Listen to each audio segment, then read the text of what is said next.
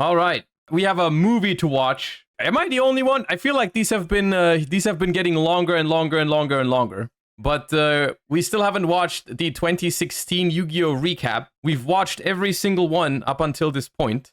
If you end up enjoying it, feel free to visit the Law Yugioh's channel and give him some love as always. But let us begin. When we last left off, the meta was in a state of flux. Following the release of Docs and the subsequent ban list that took everything pre-core out of the meta, Cosmo was left the lone wolf at the top of the meta, with a couple of pendulum brews starting to pop up here and there under the name of Pepe, short for Performapal Performage. Those piles had grown substantially in power too with the release of the Master of Pendulum structure deck, bringing Pendulum Magicians and support for Performapal and Odd Eyes, allowing the strategy to rival and even surpass Cosmo in the meta. But this was kept exclusively to the regional level, as the only— Yeah, so we're starting the year off with where did we leave 2015? Necros is finally dead. Performapal releases, was it already broken? Is this post full power Pepe, or is it before Bosch or after Bosch? Oh, it's about to become broken. Okay. The potential YCS to showcase this was cancelled at the end of 2015. Because of this, Pepe would have to show its growth following the next core set release, and to anyone who knows about Pepe, this set would instantly make the Pendulum Magician pieces obsolete. Oh, this is Breakers of Shadows, right? Breakers of Shadow. Release date, January 15th, 2016. Set type, core set. Major strategies, Performapal, Draco Slayer, Cosmo. Impact— Bosch is probably one of the most infamous sets of the Arc 5 era, which is kind of funny in retrospect, as on the surface, it doesn't look like it would shift too much. No major revolutions in new archetypes, a couple of pieces of support for existing ones, but I think it's true. I think the deck, or the set doesn't have that many cards, but the good ones it has were absolutely insane, right? Like, what is it? Performapal Pendulum Sorcerer, Solemn Strike alone. These two cards alone, like, they almost killed the game. It's like, I mean, not killed the game. They killed the format pretty much. Like they made Pendulum so insane. It also had Twin Twister. It has Cyber Dragon Infinity. So like it's just a couple of really strong individual cards that completely break the game. It's like, I think it's comparable to like Poplar coming out. Like Performapal Pendulum Sorcerer releasing is, I think, pretty comparable to what Poplar did to, like, the Snake Eye deck. Tin Can? Yeah, but, like, nothing as game warping as you'd expect from a set that caused a tier 0 takeover. In reality, the set may have only had a bunch of smaller pieces for various strategies, but all of those smaller pieces could be utilized by the same centralized pile at the center of the meta, which would result in a complete hostile takeover of Pepe on the format as a tier 0 mega threat, arguably the worst we've seen since Teledad. Let's start with the aforementioned Performapals, who saw 3 pieces of relevant support here. Monkey Board is a scale 1 that searches a Performapal the turn it's scaled, which in practice means that Monkey Board on its own was full pendulum scales, as it covered the low scale and allowed you to search for a high scale such as Lizard Draw or the new scale 6 of Guitardle, who draws a card when the Performapal scale is activated while it's already in scale. This would be extremely useful alongside Lizard Draw specifically, as you could scale the turtle, scale Lizard to draw 1 off the turtle, then send Lizard for its effect to draw 1. Pepe was based for this combo. This was my favorite part of Pepe. Giving you a pot of greed drawing cards. I don't know, I'm noticing a pattern. Whenever cards draw cards, I like it. Lastly, Performapal Pendulum Sorcerer was an OCG import that, on special summon, popped up the 2 cards you controlled to search for Performapals up to the number of cards you popped. This was an incredibly powerful effect that standardly would let you pop scales to search for either follow-up or the Lizard Turtle combo, but there was a pretty major oversight on this particular card. On its initial release, Pendulum Sorcerer was mistranslated, stating that it searched up to the number of monsters destroyed, not cards. As such, because it happened at the same stage of the effect as the pop, if you popped your scales with this effect, it would consider the pop cards as spells, meaning you wouldn't get the search off. This would be a Really? I don't remember this. If that was the case, they fixed it mega fast. Pretty major nerf to the card's applications, specifically in regards to popping cards like Plushfire in the scale, which was a very common play at the time due to Plushfire's float effect. Buster Blader would be the newest attempt at retraining a monster used by Yugi, giving us the Destruction Swordmaster, who's treated as Buster Blader on the field and in grave, equips opponent's monsters destroyed by battle to himself, and can send an equipped monster to grave to pop all same type monsters the opponent controls, as well as the Whelps, a series of Dragon Tuner companions for Buster Blader. Buster Whelp would be the main one, able to search a Destruction Sword card on normal, contribute itself to summon Buster Blader from hand or grave, and can summon itself from grave by discarding a Destruction Sword card if you control Buster Blader. This was a quick and easy way to access one of the deck's primary bosses, being Dragon Destroyer Swordsman through a Search for Fusion, a quick play spell that can recur itself by discarding any. You know the set is down bad when like the second card we're talking about pretty much is Buster Whelp of the Destruction Swordsman. Card when fusion summoned gains 1000 attack for every dragon in the opponent's field or grave, swapping all dragons to defense, locking their effects, and gains piercing. Or the Synchro Buster Dragon, who turns all opponent's monsters into dragons, can summon a Buster Blader from grave if you do not control one, and can equip a Destruction Sword monster from grave to Buster Blader once per turn, being effectively a companion piece for the anti-dragon bosses. As for the other whelps, each can equip from hand or field to a Buster Blader, with each having a floodgate effect. I always forget which one's the broken one, the middle one, right? Cannot special summon from the extra deck. Yep. And an effect that moves we the hate whelp the middle off one. Buster Blader for an immediate bonus, with Dragon Buster locking the opponent's special summons from extra deck and can summon itself while equipped, Wizard Buster locking the opponent's grave effects and can send itself to grave to recur a Destruction Sword monster, and Robot Buster locking face-up spell and trap effects and can send itself to grave to boost the equipped monster by 1000 for the turn. This would be an extremely comprehensive and solid wave of legacy support for Buster Blader, giving the deck a solid direction, but it's well, I don't know about solid direction. It's good support. And I personally, I know at the time I thought it was cool they made Buster Blader into like a theme deck. Looking back at it, I feel like it's just another one of those instances where we're making this legacy deck playable by giving it floodgates, which I think is just a kind of cringe thing to do, but suffered pretty heavily from the retrain not having the name Buster Blader in hand or deck, meaning half of the support couldn't be used with it until the retrain was on the field or in the grave, leading to the deck breaking to high heaven more often than not, although it would see rogue level play in formats with high dragon representation for obvious reasons. Draco Slayer would receive easily its most impactful support yet, receiving another Draco Slayer main deck name in Master Pendulum, being a normal pendulum that can pop another pendulum scale on field while it's in scale, and the fusion boss of Dinosaur Power, a contact fusion of a Draco Slayer pendulum and any other pendulum, can revive a Draco Slayer pendulum once per turn, and blocks all pendulum cards you control from destruction of any kind. However, there was one more piece of support this time that would take Draco Slayer over the top, being right? Draco Face Off, a quick play spell that revealed a Draco Slayer and a Dracoverlord from deck, had the opponent select one at random, and then the selected monster could either be special summoned or set in the scale, with the other moving to the extra deck. This was insanely powerful, giving you easy access to your Luster lines at best, or at worst giving you a free level 4 body and Vector Pendulum while placing Luster in the extra deck for the eventual pendulum summon back, making this an absolute staple for all pendulum decks moving forward. Dynomist would be the third Draco Slayer tie-in archetype, a series of level 4 and 5 machine pendulums focused on protection and scales, with all the low scales being able to destroy themselves in place of another Dynamist card, and all the high scales being able to negate a card that targets a Dynamist by popping itself, with each having unique monster effects, with Stegosaur popping both sides of any combat involving another pendulum you control, Plesios dropping the opponent by 100 for each Dynamist card you control, Petaran searching a Dynamist when it destroys a monster in combat, Brachion able to summon itself from hand if your opponent has the highest attack on field and you control no Brachions, Ceratops able to summon itself from hand if you control only Dynamists and no Ceratops, and Rex able to tribute a Dynamist at end of damage step it attacks to either attack again with piercing or spin back a card from the opponent's hand or field and gain 100 attack. They also had two relevant spell traps in Charge, which searched a Dynamist on activation and added a Dynamist sent to face up extra deck back to hand once per turn, and Rush, which summons a Dynamist from deck, making it unaffected by card effects and destroys it in the end phase. While Dynamist was absolutely interesting, and constructed, it didn't have what it needed to compete on the meta stage consistently, being relegated to the rogue level at best. Shiranui would be a new zombie archetype aimed at cheating out their synchros with their tuner Spectral Sword, who can banish itself in another zombie non-tuner engrave to summon a zombie synchro whose total level equals to 2. This would be complemented by their main deck pieces of Smith, who searched the I've seen this card being played for the first time in Duel Links like last year. Shiranui card when sent to grave as synchro material and prevent zombie battle destruction the turn he's banished, Spirit Master, who summons the Shiranui from hand on normal and pops a card when banished, and Samurai, who can banish a zombie from grave to boost itself by 600 and banish any monster it battles that turn, and recurs a Shiranui monster when banished. Their synchro bosses here were Samurai Saga, a level 6 that can shuffle back a banished zombie to swap all opponent's monsters to defense with less attack than the returned monsters, and drops an opponent by 500 when banished, and Shogun Saga, a level 8 that banishes a zombie from grave on summon to boost itself by that monster's attack, and floats into a banished zombie with 0 defense on destruction. Shiranui had the bones of an interesting strategy for sure, unique way of utilizing the standard zombie shtick of filling up the grave and recursive payoffs, but unfortunately was just not consistent enough. Shiranui has been meta in both TCG and Duel Links in the past. I don't know if I would agree to that. I don't know if I would say Shiranui has been meta in the TCG because people played specifically Solitaire with one Spirit Master in like snow zombie decks.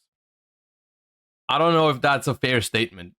In Duel Links, yes, absolutely. The Shiranui had its own deck in Duel Links, but in the TCG, it was just a zombie pile where you played exactly 2 different Shiranui cards out of like 15 or 20. I don't know how many they have. I don't know if that counts. Really? At this juncture to become meta, seeing some rogue-level experimentation with Unizombie for helping set up Spectral Sword lines. Cosmo would see its third wave of support here in Tin Can, a pilot who can pay 500 to choose 3 Cosmo cards from deck, then add 1 at random to hand while dumping the other 2 to grave. Sword Troopers, a pilot who can pay 1,000 to revive a pilot in grave. Delta Shuttle, a ship that can dump a Cosmo from deck to grave to drop a monster's attack by its level times 100. Dark Eclipser, a ship that can't be targeted and can banish a Cosmo monster from grave to negate traps, notably not floating into a Cosmo on death, rather searching one instead. And Cosmojo, a trap that pops a Cosmo to non-targeting banish a card on field. This wave would spark an interesting change in direction for Cosmo's deck building over the next couple of months, mainly centering around the new pilot of Tin Can, as by using its effect, one could actively set up the grave with multiple ships and then revive them using cards like Call the Haunted and Oasis of Dragon. Yeah, Tin Can is what the deck needed, right? Because before this, Cosmo, the best pilot, or really the only good pilot that Cosmo really had, was Farm Girl, which only functioned going second. So now they actually had plans for going first and would actually choose first most of the time, right? At least I think most of the Cosmo versions in this upcoming format would choose first. And it was like Tin Can control stuff. I don't know. Tin Can is pretty well balanced, to be honest. I think Tin Can was a really good card at the time.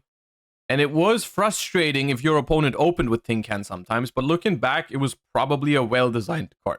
Because it was strong, it made Cosmo playable without it being like way too powerful.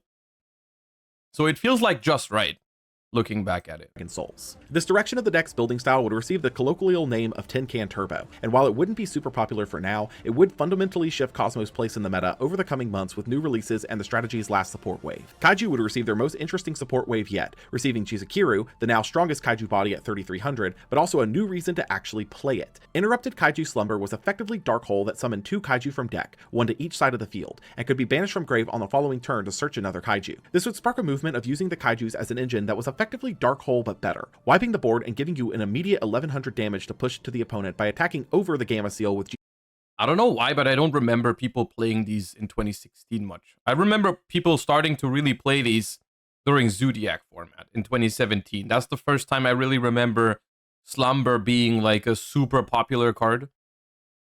I don't think in 2016... I was surprised for a moment that these were in Bosch. The Slumber. Because I don't remember anyone using them in Pepe format. Chizukiru, then being able to search another Gamma Seal on a following turn to out whatever the opponent built after. Magispector would receive a more minor support wave here in Ogama, who sets a Magispector spell trap from deck on summon, and Sonics, which doubles a Magispector's attack and defense, but halves the damage it inflicts that turn. These two would find a home in Magispector decks, namely for the added flexibility they gave to Magispector setups, with Ogama providing a search for either pool of responses the deck had access to. Guiding Ariadne could, when destroyed, reveal 3 counter traps in deck to have the opponent pick 1 to add to your hand, shuffling the rest back in. This would be yet another option for Pepe, as not only could it potentially search Solemn Warning if the opponent was daring enough to give it to you, but it also... So, Guiding Ariadne is another example of a card, of a pendulum card, that could have been such a cool way. Like, I love when pendulum cards are being used as like, I don't know how to phrase it, but like, outside of the usual pendulum slob where you find an idea, because pendulum monsters conceptually are relatively interesting because they can both be monsters or spell traps at the same time. So like having a card that you can use in different ways can design wise, it opens up a lot of really cool ways, like how you can use Guiding Ariadne, for example, in the deck it's designed for initially is like counter fairy, right? That's definitely what it is, right? So you can like put it in your scale to make all your counter traps free, which was a real problem for counter fairy decks back in the day, right? Like, I mean, not in 2016, no one was playing counter fairies really, but like theoretically, it was there to solve a problem for the counter deck where like you would run out of life points or run out of cards in hand to activate all your powerful counter traps, right? So that's one thing this fixed, but also another problem that counter fairy had or notoriously had back in the day was like sometimes you would draw all of your traps and no monsters, so you can just summon this, right? You can just summon it in front of your counter traps, apply some pressure with it, and when it dies, it searches you a counter trap. So, like, conceptually, this card is really cool. Here's the problem. If you don't place careful locks on pendulum cards, they just end up in the pendulum slob deck, like in the pile of pendulum cards. And this card, they could have made this card even better and then just put some restrictions on it so that you can only really play it in Counter Fairy. And maybe, who knows, maybe Counter Fairy could have been a thing, right? If they made a more powerful version of this card that only goes into Counter Fairy. But no, they decide to keep it more generic. So no one played Counter Fairy, and instead just put this card into Pendulum decks to, when you go first, search like a bunch of Solemns. Which is cringe, right? That's like how everyone won with Pepe going first, like was just like setting up a bunch of Solemns, and no one could play through it because of how good Solemns were against Pendulum as well, right?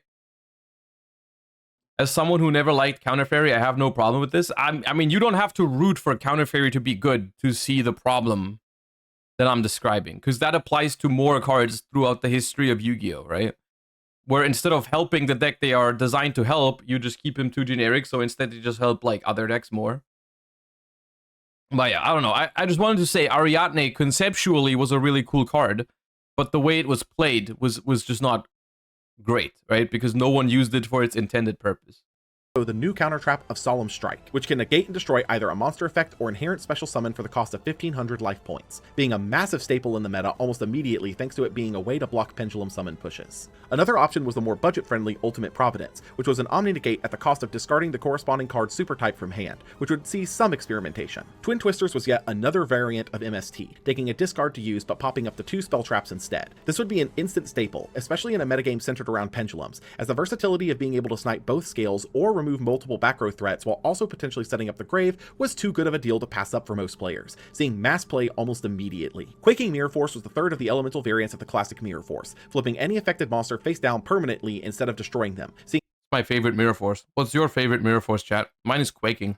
Experimentation immediately, as the ability to lock up the opponent's zones with this was actually surprisingly useful. Fiendish Rhino Warrior was an OCG import that blocked other fiends from being destroyed, able to bin a fiend from deck when sent to grave, being an instant staple in Burning Abyss. OG. I would think OG is the most, obviously the favorite one of most people, but I really like Quaking.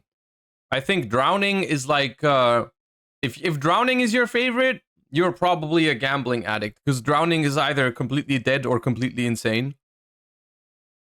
So, yeah. Blocked the BA self-pop and let you Foolish Burial 1 after using it. Neptibus, the Atlantean Prince, could send an Atlantean from deck to grave to search an Atlantean card and can, if sent to grave for a water monster effect, revive an Atlantean monster. I take back what I said earlier. There's a lot of powerful cards in Breakers of Shadow. They just didn't have immediate impact because of how powerful the few cards were for Pendulum. But like, now that we're going through all these individually, yeah, there's more to it than just Pepe. It's just Pepe is so strong that these others didn't see play immediately. Would completely revamp Atlantean, that they were more also accurately Merlantian, into a rogue-level contender for the current metagame, as by sending Dragoons with his effect, you could not only search another Dragoons, but also search for a Mermail to pair with it, being the perfect starter for the strategy. Lastly would be 2 new Exceeds in the OCG import slots that would revitalize Neptibus was so ahead of its time. Neptibus was very ahead of its time. Neptibus, and the funny thing is, even back in the day, we realized how weird it was to make a card like that, right? When like one card does everything for a deck and that one card does so much, we realized, or I feel like I thought of it that way, that was a problematic way of designing a deck, because you would play it and you would, like, if you had access to it, your deck was unstoppable, which never felt good when you were playing against it. And then when you didn't have it, your deck just felt like you were playing a deck from 5 years ago, which was pretty awful, right? So I felt like it was one of the, I mean, it's not the earliest example of a one-card combo being introduced, but it's like, it is one example, and I feel like it wasn't overall that well received, right? Like, because I loved Mermail before Neptibus. One of my favorite decks of all time, 2012, 13, 14 Mermail versions, definitely up there in my favorite decks of all time. Post Neptibus, I didn't like the deck anymore. Like, post Neptibus, I'm not a fan of Mermail and Atlantean decks anymore at all, in any format. They never were meta again, but even if they were gonna be meta, I just didn't like how the deck played once that card got introduced. Right? I liked how the deck played before Neptibus. I didn't like how it was played after. At all. in extremely different ways. Traptrix Rafflesia is unaffected by traps while she has materials and could detach to send a trap hole from deck to grave when its effects would be able to be applied to trigger that effect. Rafflesia would become an instant staple rank 4 in the format in large part thanks to Treacherous Trap Hole, as her effect became a 2-monster pop on a quick effect with that, seeing use for that as well as for applying Bottomless after the fact. The other, and far more interesting application card, was Cyber Dragon Infinity, a light-locked 3-material rank 6 that can also summon itself over Cyber Dragon Nova, gains 200 attack for each material, can suck up an attack position monster on either field as material once per turn, and can detach one for an Omni Negate. You may be remembering what I said right at the start of this, and no, I did not misspeak. Cyber Dragon Infinity would be a staple piece of the rank 4 toolbox due to a monster we've mentioned before in our series, being Tellarknight Ptolemaeus, who could, for the cost of detaching 3 materials, rank itself up into any light rank 5, which just so happens to allow access to Cyber Dragon Nova, which in turn gives access to Infinity. This would be... It seems like such a big investment compared to today, but like the Omnis were crazy back then, dude. You put 3 bodies into an Omni Negate, that shit was worth it. Become an integral part of any rank 4 focus deck that could reliably put up 3 materials, which in case you didn't know, was about to become frighteningly common as we entered a tier 0 format with YCS Sydney would be the first event of the year on January 16th, and Pepe was already poising itself as the new mega threat, taking 90% of the known top cut. With all of the new tools from Bosch, the deck was an absolute menace, as you could set up any number of various turn 1 setups. What is Palomuro doing there? Is that like a search target for King of the Feral Imps?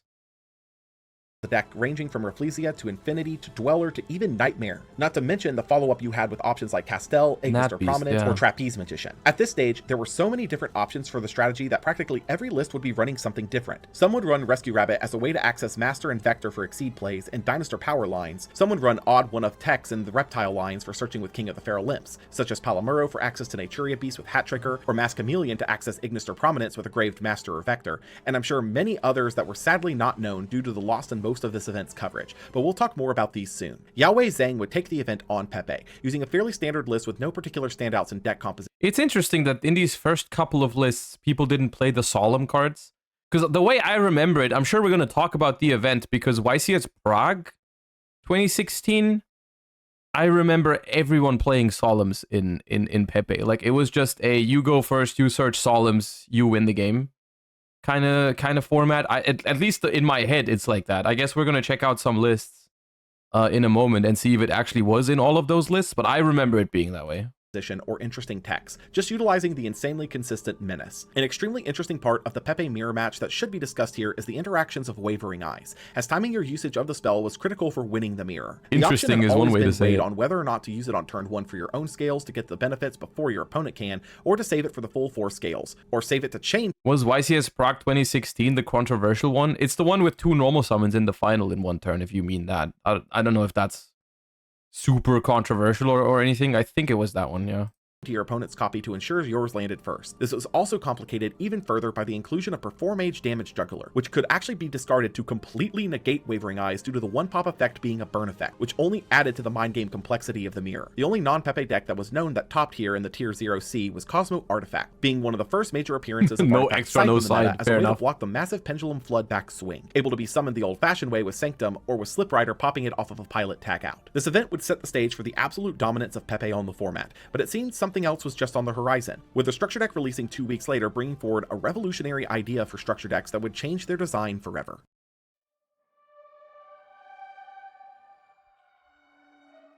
Emperor of Darkness. Release date January 29th, 2016. Set type Structure Deck. Major strategies Monarch. Impact Stunner Swarm. You decide. Emperor of Darkness in the OCG was the beginning of a new structure deck series known as Structure Deck R, which took the concept of an older structure deck, in this case the Dark Emperor, or Advent of the Emperor. I feel like this is another issue or another matter of, I love OG Monarchs. I love Monarchs. I really do. Like all the OG Monarch decks, like any Monarch control deck pre-2010, any like Frog Monarch, that kind of stuff, I love them. With this structure deck, I didn't like it that much anymore. Not just because of the floodgating aspect, but also just because of the bricking aspect. It just felt like, if I had to put it into words, I would say like they tried to modernize the concept of Monarchs into like 2016, which they have always been super slow, control-y kind of cards, right? Which is, it was starting to get to the point where that wasn't really appropriate anymore, right? Like, you wouldn't really wait a turn to set up one tribute summon and that was it, right? So they had to turn it into a deck that had the potential to go faster and more powerful. So it felt like, it didn't feel like OG Monarchs. It felt like more like a combo approach to the deck, even though it was technically still Monarchs and technically still tribute summons, but like not really, right? Like, it's, yeah, but it's fine. It's I just didn't like the bricky aspect about the deck. That because that was definitely in the formats where Monarch was good and playable. It was always, I feel like, the brickiest out of the decks, but it was always solid. OCG, and revitalizing the idea into an entirely new design space, aimed at making the previous Pantheism structure deck draws viable two. in the Pantheism current is meta is a landscape. really cool This card. concept's first outing would be quite the impactful one, revitalizing the Monarch strategy with a number of new additions. Idea and Eidos would be new low-level additions, with Idea on summon specialing an 800-1000 from your deck, and when sent to grave returns a banished Monarch spell trap to hand, and Eidos giving you an additional tribute summon the turn it's summoned, and can be banished. So both of these are obviously crazy, but they basically completely remove the idea of what it meant to play an OG Monarch deck, where you basically had to worry about, like, how am I gonna set up my tributes in the next turn, right? Like, it was always like, well, I guess I just draw Idea, and it doesn't really matter that I have a level 8 monster in my opening hand, because, I mean, I just turbo it out turn 1, which there's nothing inherently wrong with that. It just didn't feel like OG Monarchs to me at the time, but it's fine. Another aspect that you guys are mentioning in chat right now is how affordable this deck was, which that was, I think, one of the best parts about it. I think it cannot be understated how important it is to have a budget-friendly deck in the format of Yu-Gi-Oh! Even if it isn't the best deck, it doesn't even have to be like tier 1, as long as it's like playable and you can realistically do well at an event with a budget option. I think that's super important. I think it's super, super important that there is a budget option in general. I think they should really make I feel like they should do a better job at making sure that's always the case. Like, not the best deck doesn't have to be cheap, even though it would be nice, of course, but like, at least give these people an option, right? Like, it doesn't have to be the best or top tier deck, but like, at least like you can top an event with a budget thing that isn't just like Runic Stun or something, right? From grave to summon an 800-1000 from grave. Both of these would fuel the new bosses of Aether and Erebus, with both being able to be Tenpai is budget, yeah, and I think Tenpai is healthy for the game in that aspect. I think it's good that Tenpai gives people an option to compete that don't want to spend the money on the Fiendsmith engine. There are things about Tenpai that I don't like, and there were also things about the Monarch deck in 2016 that I didn't like, right? The floodgate aspect of it or something. But you can't deny that having a affordable deck in the format, it boosts the popularity of Yu-Gi-Oh! Like, it's important. It's good, I think. Any single tribute summoned monster. Aether able to tribute summon itself in the opponent's main phase by banishing the extra deck for Tenpai ain't cheap. I'm not saying it's a cheap deck. I'm just saying it's way more affordable than everything else in the game right now. Spell trap from grave, and able to summon a like, you don't have to be nitpicky by dumping it. 2 Monarch spell traps from deck to grave on tribute summon, and Erebus able to dump 2 Monarch spell traps on tribute summon to spin away a card from hand, grave, or field the opponent controls, and able to discard a Monarch spell trap while in grave to recur back a 2400 or higher attack and 1000 defense monster in grave. The Monarch spell traps would also see an overhaul in Pantheism, which discards a Monarch spell trap to draw 2, that can be banished from grave to reveal 3 Monarch spell traps in deck to have the opponent pick one to add to your hand. The Prime Monarch, a continuous trap that can shuffle 2 Monarch spell traps from grave back into deck to draw 1, and can, while in grave, banish a Monarch spell trap to revive itself as a level 5 light fairy, and Domain, a field spell that boosts your tribute summon monsters by 800 while attacking, can reduce a 20. Basically, super cool concept, this entire deck. I would have made one small change personally to it. I would have made it a little more consistent and just not have a floodgate effect on the field spell. That would have been it. Right? And I don't know if Monarchs Erupt was already out or if it also released in this structure. Also, fuck Monarchs Erupt. But like, Domain, I feel like Domain should have been a consistent. I would not have minded if Domain was more like a modern field spell where on activation it adds a Monarch or something, right? Instead of having the floodgate effect. That's what I would have liked it to do, basically. Like, give the deck more consistency, but remove the floodgate aspect, and the deck would have been cool. Because the grind games that Monarch played are actually super cool. Like, the grindy aspect to this deck, the grind game that this deck has it's insane. And it's also not even, it's fun to play against, is the thing. As long as you're not constantly locked out of your extra deck, and you have to interact with their tributing, like their Stormforth and Ether and Erebus kind of stuff, as long as you can play the game, it's a fun game. Like, it's completely fine. It's just like when you're locked out of your extra deck, it's annoying. 28 1000s level by 2 in hand for the turn, dropping their tribute summon requirement by 1, and while you have no cards in your extra deck and a tribute summon monster on the field, locks the opponent from special summoning a monster from the extra deck. To say this wave would make Monarch's meta was an understatement, seeing the deck surge in playability with new draw and search tools, new board flooding, and new bosses worth the tribute requirements, with Aether in particular being a house of a card thanks to being able to summon Curaz with her effect, which is one of the only 2400 Monarchs that does something on special summon. Popping 2 cards on field. Monarch with extra would have been so cool. I mean, what do you mean would have? That was a legit version of the deck, right? And I think that shows that you could have made the deck good without giving it floodgates, because there was a meta-relevant version of the deck that played an extra deck. There were people, and at some points, I'm sure it was the more popular version of the deck too, right? The Brilliant Fusion extra deck Monarch, like that was a meta deck. It was a meta deck, and I think at most parts it was even preferred over Domain Monarch. So they could have made this deck good, and they did without giving it a floodgate. That could have been a thing, right? Or should have probably been the only way to play Monarchs, because they could have made it like it was fine. And giving their it wasn't necessary to give it floodgates. That's proven. Domain, though, would cause some very heavy concessions in the base build as it was designed, as giving up your extra deck not only reduces your options in any scenario, but also flags to your opponent exactly what deck you are playing. When starting a match, the count for your extra deck is public knowledge prior to deciding who goes first or second, which in turn tells the opponent prior to the game starting that you are definitely...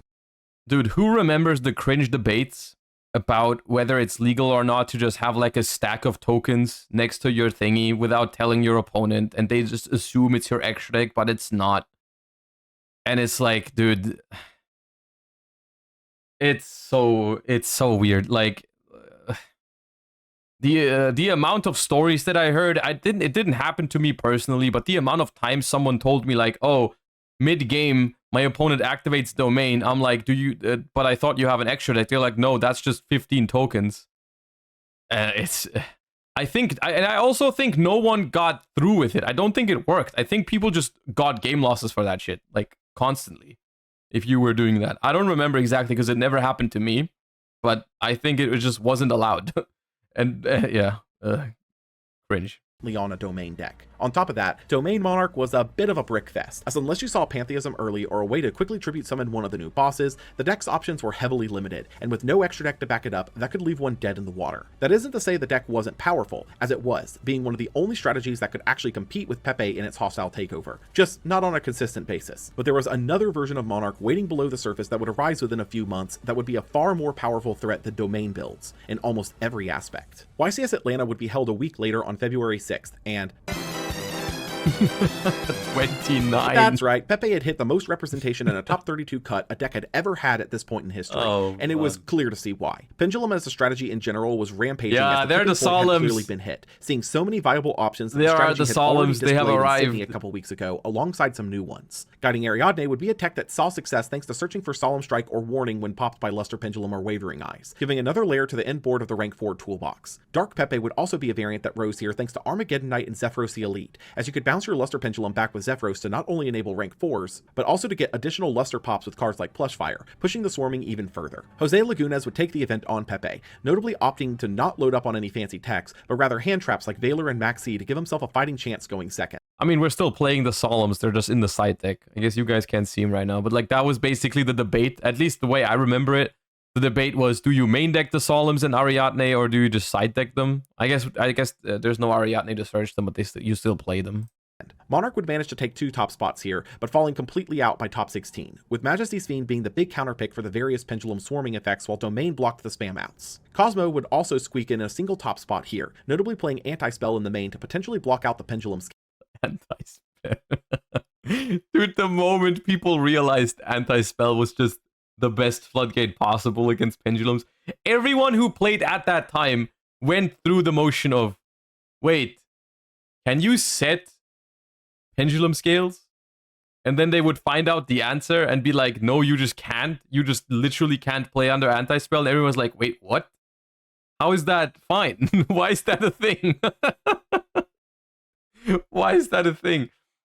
And then we just played. We just didn't question it anymore. We just put anti-spell into our decks to beat every single pendulum deck out there, and no one cared. You would have really thought this is how you can tell how much they sometimes are not willing to ban floodgates, because I feel like anti-spell, in order to even boost their newest mechanic, it would have made so much sense to ban anti-spell, right? Like it would have been such a everyone expected it, and it just didn't happen. Scales, as pendulums cannot be set at all, locking the zone from being used. It was clear that Pepe was a menace and needed to be dealt with, and interestingly enough, Konami would deal with it in the most bizarre way we've seen yet. Back on February 4th, Konami would release a blog post to their official site, notably including what they were referring to as an adjusted list that took effect directly following YCS Atlanta on February 8th. This list would be enforced for all official events at the regional level and above, but leave it as optional for all card shops, allowing them to keep the previous list without losing their OTS status. The adjusted list would make 6 hits in total, being 3 bans and 3 limits, all targeted at Pepe. Literally bring me back to a time where they do this. I think it cannot be understated how good of a decision it is to deviate from your normal ban list schedule because you realized something you've published or released is too powerful. That is something we need. We need that. That is, and it only makes sense to do that, you know, because mistakes in card design happen. Sometimes you make a card that's too powerful and you only realize after you release the card. There's nothing wrong with saying, hey, I think we kind of messed up on that card. Let's just, you know, go back on it. Like that's a good thing to do. It's a reasonable thing to do. Why have we stopped doing that? Banning Plushfire, Damage Juggler, and Ptolemaeus, and limiting Skullcrabat Joker, Monkey Board, and Luster Pendulum. This was a massive kneecap to the strategy, as the Performage engine as it was died with this list, leaving the only real option still worth considering being Trick Clown for certain strategies, as well as the death of Infinity's usage in rank 4 decks. However, this would not be the end of Pendulum, as the strategy was still left with plenty of options to rebuild with, and that would be helped along by the announcement of an errata to Pendulum Sorcerer, correcting its mistranslation and now letting it search for all cards popped rather than just monsters, fixing its major error. This would leave the game in completely uncharted. I'm pretty sure, by the way, that we already played with the errata version before that, because I'm not even aware that existed. I'm pretty sure the deck could already do that in these events, but I might be wrong because I didn't play in any of these YCSs. But I think the deck already did that. At least in Europe, I never remember it being a thing like that. Maybe I just forgot. Territory, with the vast majority of shops adopting the adjusted list immediately due to it dealing with Pepe's oppression, with only a handful not adopting it, leaving most to question why the list was done this way at all, leaving the entire community to watch the next couple of set releases and events to see what direction the game would take. Ooh, Phantom Knights.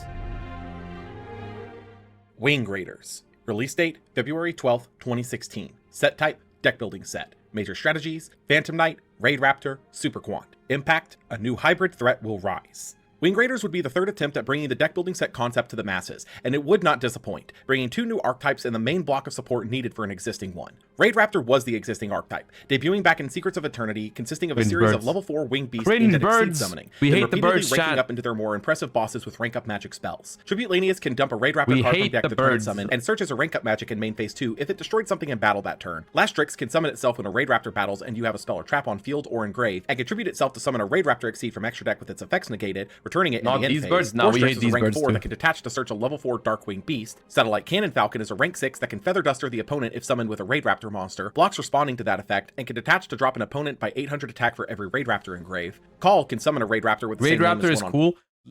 Every single one of you, the only reason why you're saying Raid Raptors are cool is because they were never meta. I'll guaranteed we have one Raid Raptor meta. You guys know what I mean. You guys immediately know what I mean. 2 days in, you are sick of it. I promise. Field from hand or deck, and Soul Shade Force can pay They half your look life cool. to I never thought they... I never said they didn't look cool. Sure.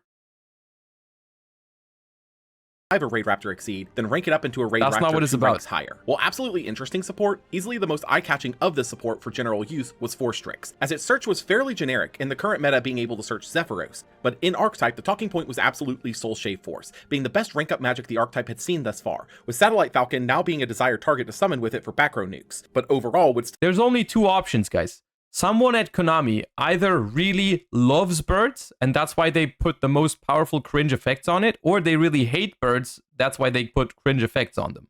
There's no in between. Someone in the world is responsible for what is going on with birds and Yu-Gi-Oh! But you're not ready for that discussion yet.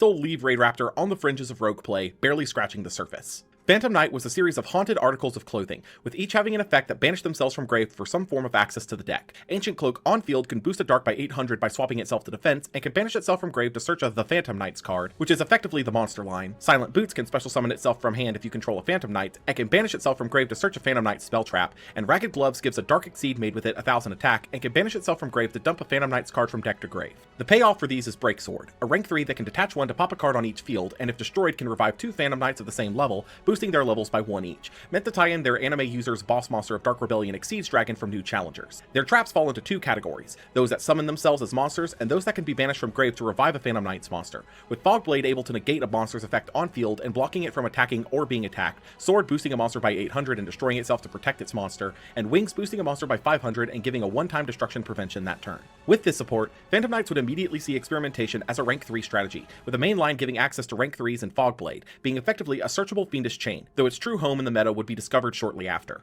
Lastly were the Super Quants, a series of Power Ranger-inspired monsters and their mechs, each being a different level and having a corresponding exceed of the same rank. Red Layer is the level 5, can special summon itself if you control no monsters, recurs a Super Quant card on summon, and if sent to grave revives a Super Quant other than itself. Green Layer is the level 4, summons a Super Quant from hand when summoned, and when sent to grave can discard a Super Quant to draw a card. And Blue Layer is a level 3, able to search a Super Quant on summon, and when sent to grave can shuffle back 3 Super Quants from grave. Their mechs all share an effect to attach a Super Quantum monster from hand or field to themselves once per turn, and cannot attack unless they have material, with Grand Pulse able to detach to pop a spell trap, Ouroboros able to detach to flip a monster on field face down, and Magna Liger able to detach to pop a monster, with all 3 able to use these effects as quick effects if their corresponding Super Quantum is attached. Super Quantal Fairy Alphon is the enabler for the deck, able to make all monsters you control levels match that of a Super Quant on field, and contribute itself to reveal 3 different Super Quant monsters in deck, then have the opponent pick one at random to special summon to the field while putting the others in grave. Their field spell Magna Carrier can discard a card to exceed summon a Super Quantum into its corresponding mech any number of times in a turn, but more importantly, if you have all 3 mech beast exceeds on field or in grave, can send itself to grave to use all 3 as material to exceed summon Super Quantal Mech King Great Magnus, who floats into the 3 mechs when sent to grave, and gains effects based on how many materials it has, with 2 or more letting it detach to quick effect spin a card back into deck, 4 or more making it unaffected by card effects, and 6 or more blocking the opponent from adding cards from deck to hand by card effect. Magnus was without question what you were building towards, being effectively a towers if you could get it to 4 materials, which was fairly reliable if you hit that stage thanks to the field spell most likely summoning the last material right before, meaning you'd have at least 4 materials with that exceed still having its pilot. Super Quant would be a rogue level strategy almost immediately on release, but unfortunately suffered in the meta primarily thanks to the Kaijus already being in most players' main or side decks. They would see play, however, as an engine for some decks, as Blue Layer was a level 3 Psychic, making it accessible with Emergency Teleport, being yet another rank 3 enabler that could also search for Red Layer, but they'd find a more interesting home soon enough. Aside from this, Grand Pulse would also find general play as a rank 3 spell trap removal piece, seeing play in Burning Abyss and any other rank 3 deck for that utility. YCS Prague would follow 2 weeks later, and very notably was the first YCS under the new adjusted list, seeing a wide spread of decks in the meta. Oh yeah, this one was already post-adjusted list. So it wasn't a tier 0 Pepe anymore, but it was at that one we still all did Ariadne set strikes and stuff like that. Following the death of Pepe, Draco Pals would be the standout of the event, adapting Pepe into a more generalized this didn't even play pendulum this pile, column. with the Draco Slayer pieces at the center of it all. Kovacic would take the event with Draco Pals, playing a list similar to Dark Pepe lists we'd seen before, but with the hits cutting the entire Performage side of the deck, focused more into the dark package of Armageddon Knight, Zephyros, and Shadal Dragon. Cosmo would make it to second place here thanks to the slow transition of the deck into Tin Can Turbo, adding in more copies of Call the Haunted and Oasis to take advantage of the grave setup provided by the level 1 pilot, still readily abusing Emergency Teleport for the strategy. Monarch would see a little more experimentation to their builds, with the top 4 version playing copies of Super Quantum Red Layer as There's also another experimentation that you can do with Monarch cards. I wonder if we'd mentioned the FTK. a special summonable body that could also double up as a tribute summonable monster I'm pretty to trigger sure your Monarch top spell traps two. like Domain and Return. Phantom Knights would take a top 32 spot on their debut outing, utilizing Blue Layer and Ghost Ogre with Emergency Teleport as rank 3 enablers as well as protection with Ghost Ogre, as well as the now staple rank 3 enablers of Terror Top. Wait, what's the reason to play Blue Layer in this? Because there's no search target for it, is there? E-Telly? I understand you summon it with E-Telly, guys, but you can summon any level 3 with E-Telly.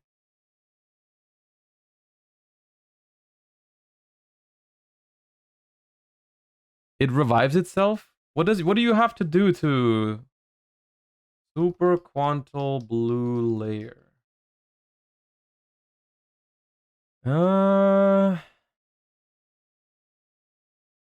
This card is sent to the grave. You can target up to these 3 super quants in your graveyard shuffle. Okay, so you have infinite targets for it. Grampulse buff? No, that's what I thought, but they don't play Grampulse in this extra deck even. I guess you guys can't see the entire extra deck, but there's no Grampulse in here. So that was not the reason. That's what I thought too. But then when I saw they didn't play it, that's why I was like, okay, well that's weird.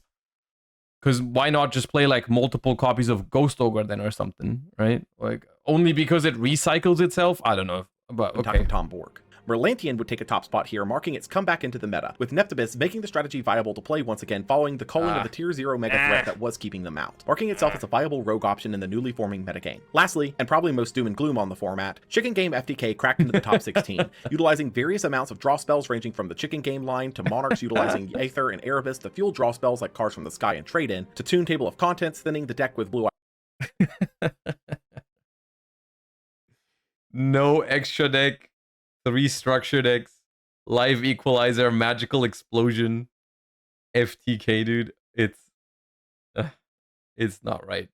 Toon Dragon to facilitate the older Library Magical Explosion FTK, which while not meta-defining, it was still an annoyance to deal with an active and consistent FTK. So basically, Live Equalizer makes it so that the difference between your life points and your opponent's life points needs to be at least 8,000, right? So if you actually draw your entire deck here, you're gonna give them 3,000 life points with Upstart, putting them at 11.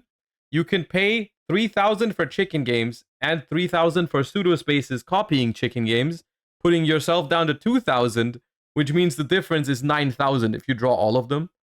And funnily enough, this is only possible because Chicken Game pays life points, right?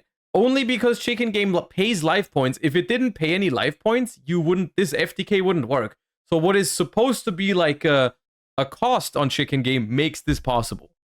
Because if it wasn't for paying life points, you would have to have another FTK option that probably wouldn't work.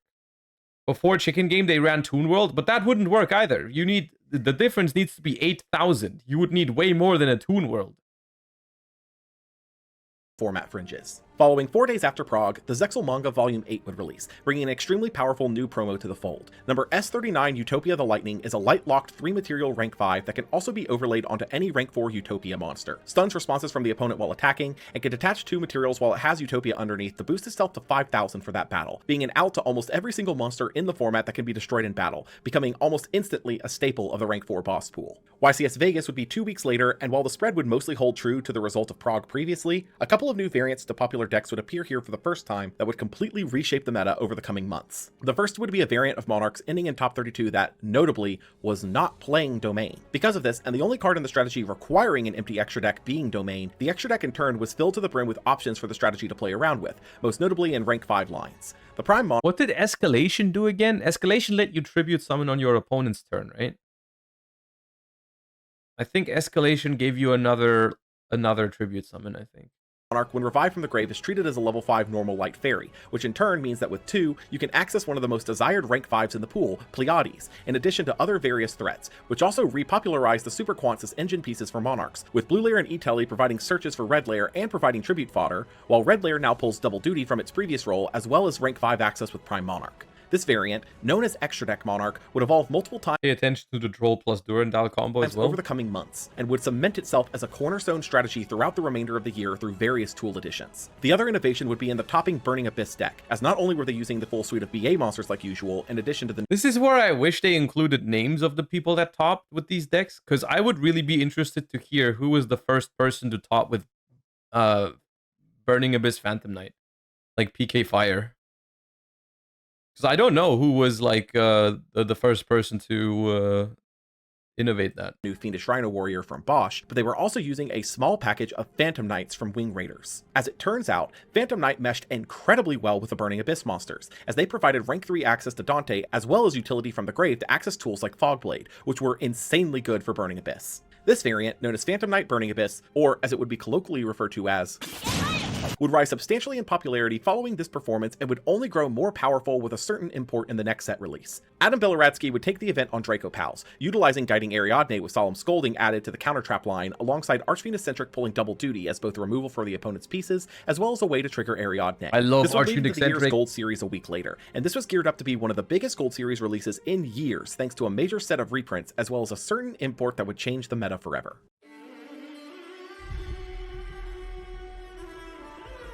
Oh god. Premium Beatrice? Gold Infinite Gold. No! Release date March 18th, 2016. Set type import, reprint. Major strategies Cosmo, Burning Abyss. Impact, price ceiling lowered, and a meta threat emboldened. It's very fitting we're talking about Beatrice today because it's her last day in the TCG, right? We're watching her introduction to the TCG, and later today we're gonna watch her being banned. Infinite Gold was the third of the Premium Gold line and the 8th Gold Series overall. Yes, once again yes. aimed at bringing a couple of OCG imports in addition to reprints that may or may not actually be relevant to the meta when they're received. This time, however, Konami pulled no punches, as not only there were reprints that were actually relevant, reprinting the entire Cosmo core, Max C, Burning Abyss core, and various Draco Pals tools, but its imports would be some of the most impactful ones we've seen in years. Most were on the generically useful side this time, with Stardust Charge Warrior being a level 6 generic synchro that draws one on Synchro Summon, Phantom Knights of Shade Brigadier being a trap activatable the turn it's set and summons itself as a level 4, and number 38 Hope Harbinger Dragon Titanic Galaxy being a rank 8 with a spell negate, battle redirection for your other monsters. It's criminal how some of these cards, like specifically I think Stardust Charge Warrior, to this day, it came out 8 years ago by the way, Stardust Charge Warrior does not have a printing in non-gold rare. It has a premium gold print and a maximum gold print, and I think that's it. Correct me if I'm wrong, but I'm pretty sure it's correct because I think I checked like a while ago. Dude, it's 8 years old. Monsters and a permanent attack buff anytime an Exceed you control dies. But as good as these generic pieces were, they were not what was most focused on. Beatrice, Lady of the Eternal, was a rank 6 that could also be summoned over a Dante monster by discarding a Burning Abyss. Unable to use her effect the turn. It had a super printing. Prove it. Where? Where was it printed in super?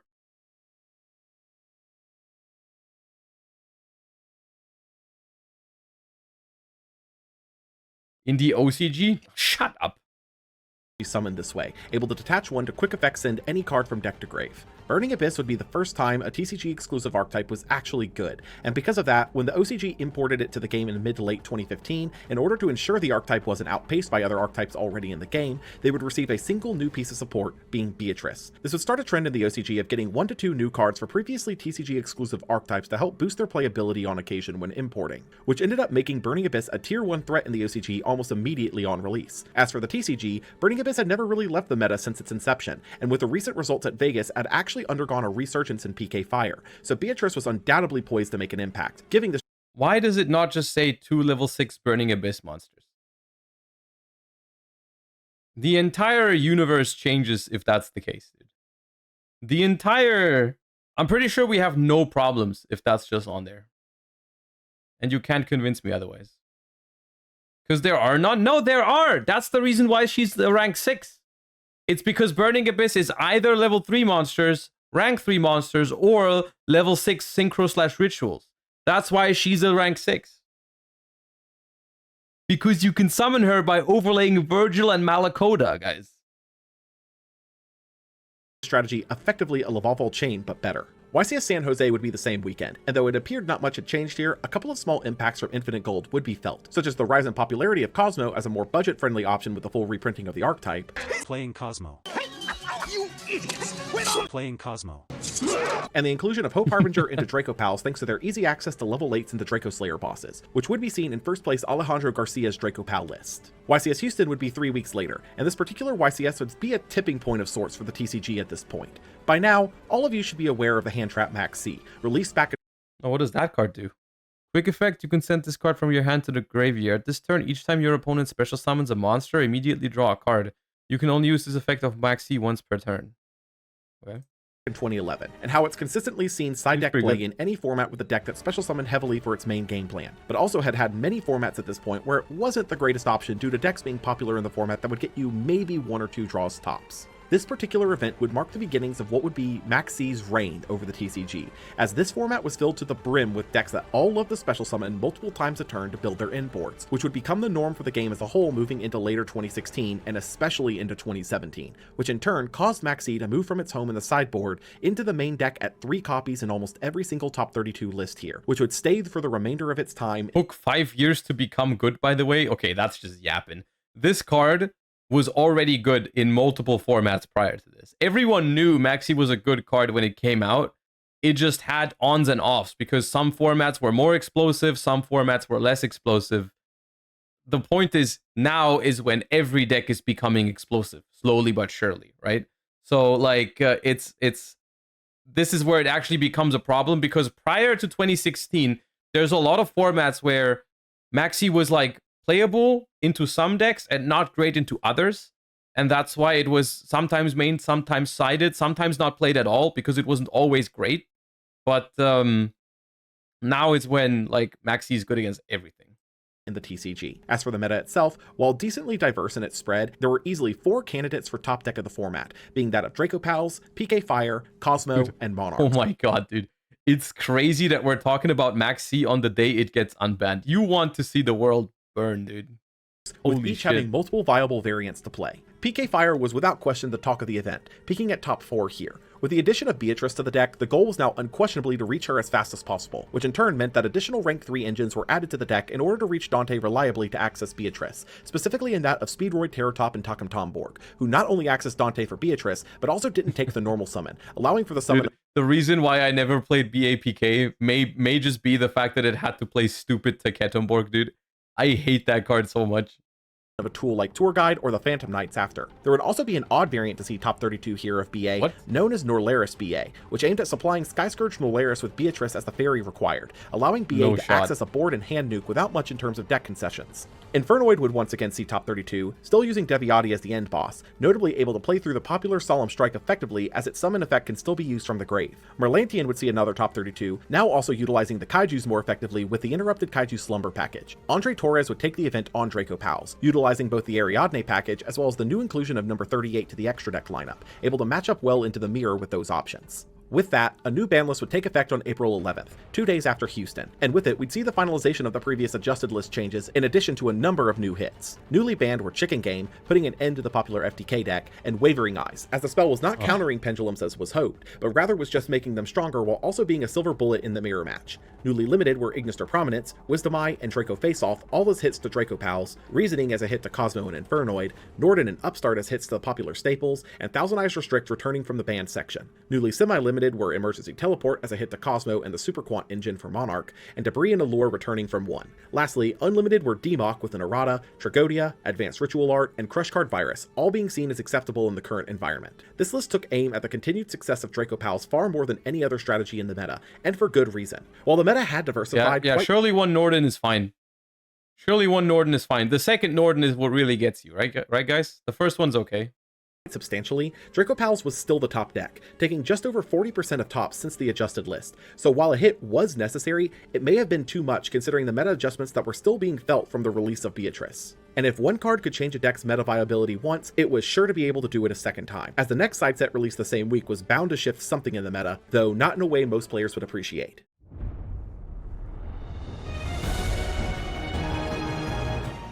Millennium Pack. Release date, April 15th, 2016. Set type, oh no, import it's set. card Major demise, let's strategies, go! Cards from the original anime. Let's Impact, go! how far can you go for a draw 3? Millennium Pack would be yet another side set aimed at printing niche cards from the original anime, similar to Dragons of Legend before it, and for the most part would be forgotten in the long term as just another side set in the sea of new products from the Arc 5 era. However, there were 2 specific cards that appeared on this particular set that would catch the eye of the casual observer, and they would both provide a significant benefit to the user for a heavy cost. The first of these was Left Arm Offering, allowing you to, if you have 2 or more cards in hand and are fine with a lock from setting cards that turn, banish your entire hand to search for any spell from your deck. While this was insane on paper, the practicality of it would be immediately suspect, as locking you from setting first meant you couldn't save any part of the hand, as it all had to go for the search, which would see some experimentation but for the time being was too heavy a cost for the insanely powerful. Game design wise, the problem with Left Arm Offering is basically, if it's ever worth it to play this card, to search another card, that other card is probably very problematic. Is the short of it. If there's ever a card that's worth searching off of Left Arm Offering, that card has to be insane. Upside. On the other hand, Card of Demise could draw until you had 3 cards in hand, blocks the opponent from taking more damage that turn, locks you from special summoning for the entire turn, and discards the entire hand in the end phase. This card, though, didn't block you from setting, which If I'll say it, if we didn't have floodgates, this card would be hella cool. opened an entire can of worms onto the format known as Demise decks. Decks that specialize in setting a ton of back row, getting up to a draw Unfortunately, we do 3 have off, floodgates, and then setting so- more, standardly paired with a strategy that could take advantage of the back row to either play a stun game more often than not, like in the case of Demise Cliffort, or to fuel massive recursion plays, such as the case of Demise Cosmo. Both of these strategies would be seen as immediately meta viable thanks to the spell, though it would take a little to truly catch on, as Cliffort was decently out of the meta at this point, and Cosmo had a whole different thing going on with Tin Can Turbo, though soon would adapt. YCS Santiago would be 2 weeks later, and with the recent ban list changes, PK Fire would rise rapidly into its new dominant top spot, taking first place piloted by Nicholas Godoy, who didn't make his list public. All in all though, this event showed us that despite the drop in performance from Draco Pals, the remainder of the meta sat unchanged, with most waiting to see if the next core set could kick up some kind of shift in the metagame as a whole.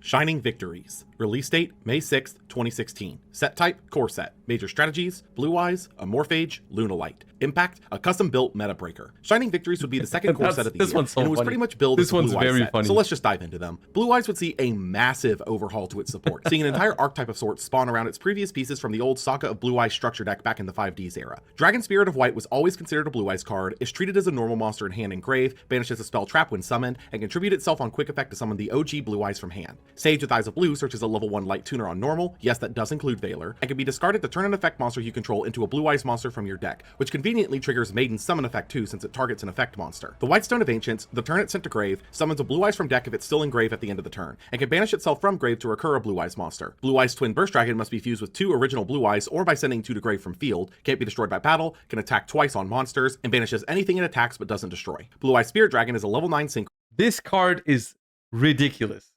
because this card has like multiple different effects that are all aimed at countering one specific deck in the format, right? You have like, what is the format?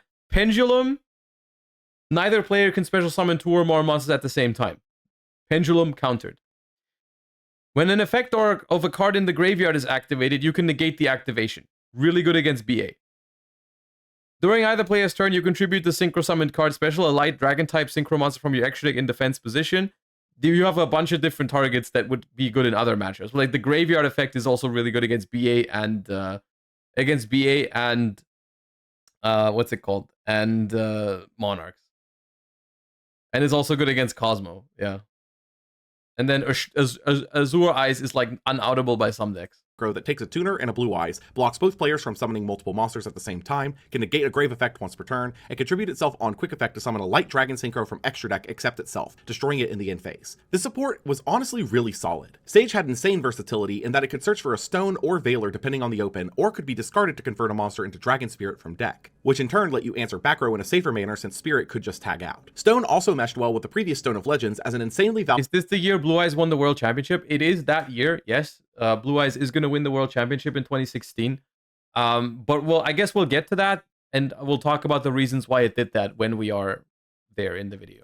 Valuable Cards of Consonance target, getting another body at the Were end you phase there? No, or I was recursion for a not. burn I was piece, not at Worlds which could in both be used on different turns. Spirit Dragon though was the major talking point, as its effect was almost handcrafted for the current meta. Blocking multiple special summons at once was a clear middle finger to pendulums as a mechanic, and the grave negation effect seemed tailor-made for a matchup like PK Fire. But at this time, Blue Eyes would be nothing more than a rogue option. While all of this sounds good on paper, at the end of the day, you're still very heavily reliant on the original vanilla Blue Eyes, which reminder is a level 8 vanilla, a brick in most cases, as well as Maiden, who used to be a decent option to stall or set up with, but now most decks might be running engines that require bricks at this stage, but it doesn't mean that they're always chomping at the bit to use them, and without a consistent way to access Spirit Dragon outside of Sage and Prey, the deck wasn't going anywhere for now. Lunalight is a series of Beast Warriors centered around combat and fusion summons, with each of their fusions ranking up off of each other to get more and more powerful combat effects, but quite notably were clunky and not worth the investment due to being easily dealt with before reaching the battle phase. The only notable points to the support here were Black Sheep, being a searcher for poly that was itself searchable with Tenki, and Tiger, whose revival effect being a soft once per turn meant that it could theoretically provide an an insane amount of recursion with cards that bounce it back to hand like Zephyros, but for now was left with no good targets to revive. Amorphage was a series of dragon pendulums that all locked special summons from the extra deck when pendulum summoned or flip face up for the lower levels, and in general for the higher. Because this lock didn't require a pendulum summon for the higher levels, Sloth here would see some play in decks thanks to it being a 1 tribute monster that you could search with various pendulum search cards that you could tribute summon at the end of a combo. Performapal, Odd Eyes, Light Phoenix, and Unicorn's effects mostly don't matter outside of niche circumstances where Light Phoenix stays in scale to chump block for you. What matters here is that they are both Performapal and Odd Eyes monsters that fill both a low and high scale requirement, meaning that Sky Iris can find its way back into pendulum lists now that it can search something relevant that isn't named Pendulum Dragon. Cosmo Dark Lady is a level 5 pilot that can pay 1,000 to negate and destroy a monster effect with a standard pilot tag out. While disappointing that Dark Lady was the only relevant new card Cosmo would receive in this wave, Dark Planet looks so cool, but it's just so bad. It did solve a massive issue in the People Tin Can played Turbo. Dark Planet. There were versions of Cosmo that relied on Dark Planet, I think. Like there were like some, I think in Fire King Cosmo you could set up Dark Planet if you wanted to, and some people did that. It wasn't the optimal version, but it's variant of the deck. That being a monster that you can search with Tin Can to immediately summon before Tin Can gets banished by Itali's drawback. Dark Lady giving the Cosmo board a monster negate also provides them more versatility in their revival game plan, as you can negate a monster with Dark Lady without needing to waste a valuable Dark Destroyer pop on them, then potentially tag her into a Dark Destroyer later anyways. Thunder King, the Lightning Strike Kaiju, is now the strongest Kaiju at 3,300 attack. That's it. It's just a better card to summon with IKS now. Angel Trumpeter is a level 4 normal tuner, meaning that for decks already experimenting with unexpected die, namely that of pendulums, they could easily tech this in as a 1-of for easier access to things like Ignister Prominence, which with a limited luster is appreciated. Lecter Pendulum, the Drake Overlord, destroys both itself and a pendulum at the start of the damage step when battling, giving another solid Drake Overlord target for Draco Face-Off, which would have probably been more relevant had the spell not just been limited. Ghost Reaper and Winter Cherries can, if the opponent has more monsters, discard herself to reveal an extra deck monster and banish all copies of it from the opponent's extra deck. The second addition to the Ghost Girl lineup held some interesting applications in the current metagame thanks to the extra deck standardly centralizing pull as of late. Primarily with applications against Burning Abyss specifically, as by cutting off a BA player's access to Dante, you also cut them off of Beatrice. Still, most decks in the meta were not as heavily reliant on one specific card in the extra, so for now she'd be relegated to a side deck pick at best. Crystal Wing Synchro Dragon is a level 8 synchro requiring a tuner and a non-tuner synchro, can negate and destroy a monster using its effect once per turn and gain its attack for the turn, and if it battles a level 5 or higher, gains that monster's attack. Talk about this card made the once so cool BA mirror so ass. See, I can't really relate to that, but I'm sure it's like the BA PK mirror was better before Ghost Reaper was released. I think so, yeah. Upgrade. Crystal Wing was everything Clear Wing was and more, with the only downside being that it now requires a synchro as material to make, making it much harder to access than desired. But luckily there was already a solution. Such a cool card, such tiny legs. You know what? I wish you did not tell me that. I have never paid attention to that, and I will never look at Crystal Wing Synchro Dragon the same way. Where are your legs, dude?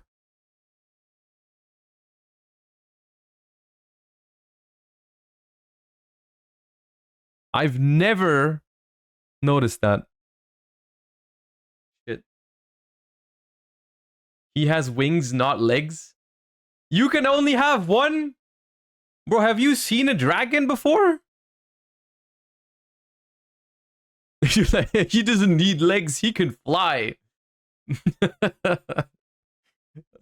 Solution to that in the card pool. Because it was a level 8 Dragon Synchro, Zolkin had found its target, able to cheat out Crystal Wing in decks that could make it, though none had really become known by this point. Digital Bug Corbage would be one of the payoffs to the Digital Bug archetype that debuted here, being a rank 5 that could also rank up over a rank 3 or 4 insect by detaching 2 materials, able to detach 1 to spin away a defense mode monster, able to reattach a material from grave if a monster changes battle position on field. This, interestingly enough, could rank up over Giga Brilliant, a generic rank 3 that was already seeing the occasional play in Burning Abyss builds, giving the rank 3 powerhouse yet another generic tool. Raid Raptor Ultimate Falcon requires 3 level 10 Wing Beasts to summon, or more simply, any number of the ranked up magic spells being used on a rank 8 Raid Raptor is unaffected. No, it requires waking the dragon to be destroyed by your opponent. Card effects, can detach to drop all opponents by 1,000 attack and locking them from using effects for the turn, and can, if it has a Raid Raptor as material, drop all opponents by 1,000 attack or burn the opponent for 1,000 if they control no face-up monsters. Rank Up Magic Skip Force lets you rank up a Raid Raptor exceed 2 ranks and can banish itself and a Raid Raptor engrave to revive a Raid Raptor exceed. Between Skip Force and Soul Shave Force, Raid Raptor had seen a boon in new good rum spells, and Ultimate Falcon was finally a payoff worth ranking up too, being a towers that burned each turn or dropped the burn to go for the kill. While this wouldn't make Raid Raptor meta, it would solidify the deck as a solid rogue to tier 3 option, not able to rise up further due to the ever-present kaijus. Pre-preparation of rites can search a ritual spell from deck and a monster listed on that ritual spell from grave or deck. That's right, we buffed old rituals. Take that, Necroz. In reality, a buff to the old way of ritual.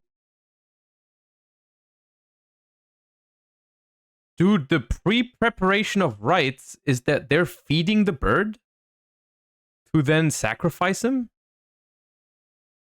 I've never looked at it that way.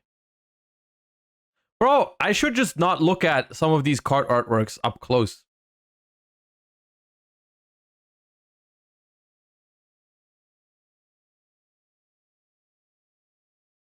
I feel like it's ruining it's ruining my my image of Yu-Gi-Oh sometimes. Bro, I wish I never looked at Crystal Wing's legs or what they are exactly doing on pre-preparation of rites, man. Summoning is honestly a really I thought he was just an all happy little bird getting his food. I never noticed the people in the back. Like, great design, but it still sat in a space of useless for now. Almost all the relevant rituals in 2016 were either tied to an archetype of generic ritual spells, a la Nekroz or Gishki, or were far too slow or weak to justify running in the first place. This would grow in power though as new ritual designs would keep this particular card in mind, specifically in the fact that it doesn't have to mention the monster in the summon effect, it just needs to mention it, period. Drowning Mirror Force completes the elemental retrains of there Mirror you Force go, gambling addict, your favorite Mirror Force is now released. Declared, spinning away all attack position monsters. Without question, the best payoff for any of these cards, even beating out the shockingly good Quaking Mirror Force, but with the downside of needing the opponent to attack directly, who is going to play something like this? Yeah, so Demise decks already want to draw almost entirely back row and very little to no monsters, so Drowning would fit perfectly into their lineups, which we'd see soon enough. Lastly, Fire King Island could pop a monster on field or in hand to search a Fire King monster or could summon a Fire Winged Beast from hand once per turn, nuking your monsters if sent to grave or banished. While a solid card for Fire Kings, giving the deck the ability to search for its key pieces while triggering their pop effects, the strategy still wasn't going anywhere with its current game plan. However, Island popping cards in the hand was such a unique effect to give to an easily accessible field spell that it got the wheels turning. What all cards can trigger when destroyed by a card effect while in hand? That's right, you bet. Cosmo. Every single ship's floating effect did not require it to be on field first, meaning you could pop a ship in hand to float into something like Tin Can, which in turn started your entire play line. But it couldn't be that powerful. Good one. Could it? YCS Providence would be held 3 weeks after Shining Victory's release, and clearly a shift had happened, but in a very strange way overall. Cosmo had taken 13 of the top 32, with at least 4 of those being a new variant in Fire King Cosmo. This version of the deck was super based and super fun. I played it at Nationals in 2016. I think I got top 8 with it. It is... And this deck is really fun unless you draw the chicken. If you draw the chicken, you basically... We don't talk about what happens when you draw the chicken. That was the biggest downside of this deck. Like, I hated it for that. I hated it for that. But it was so cool if you didn't draw the chicken. Was the chicken? The chicken was the only target for Fire King Island that you played. So that, because the only reason for playing Fire King Island was to just pop one of the Cosmos in your hand so that it would float into your, basically making every single, like if you opened Island plus a big ship, it was a crazy combo about to happen. Island had clearly made an impact on the strategy, seeing a single copy played to where it could be searched by terraforming. But the problem was like, if you had the chicken in hand, you also couldn't use the island. So basically it would all fall apart. Your deck was garbage if you drew the chicken.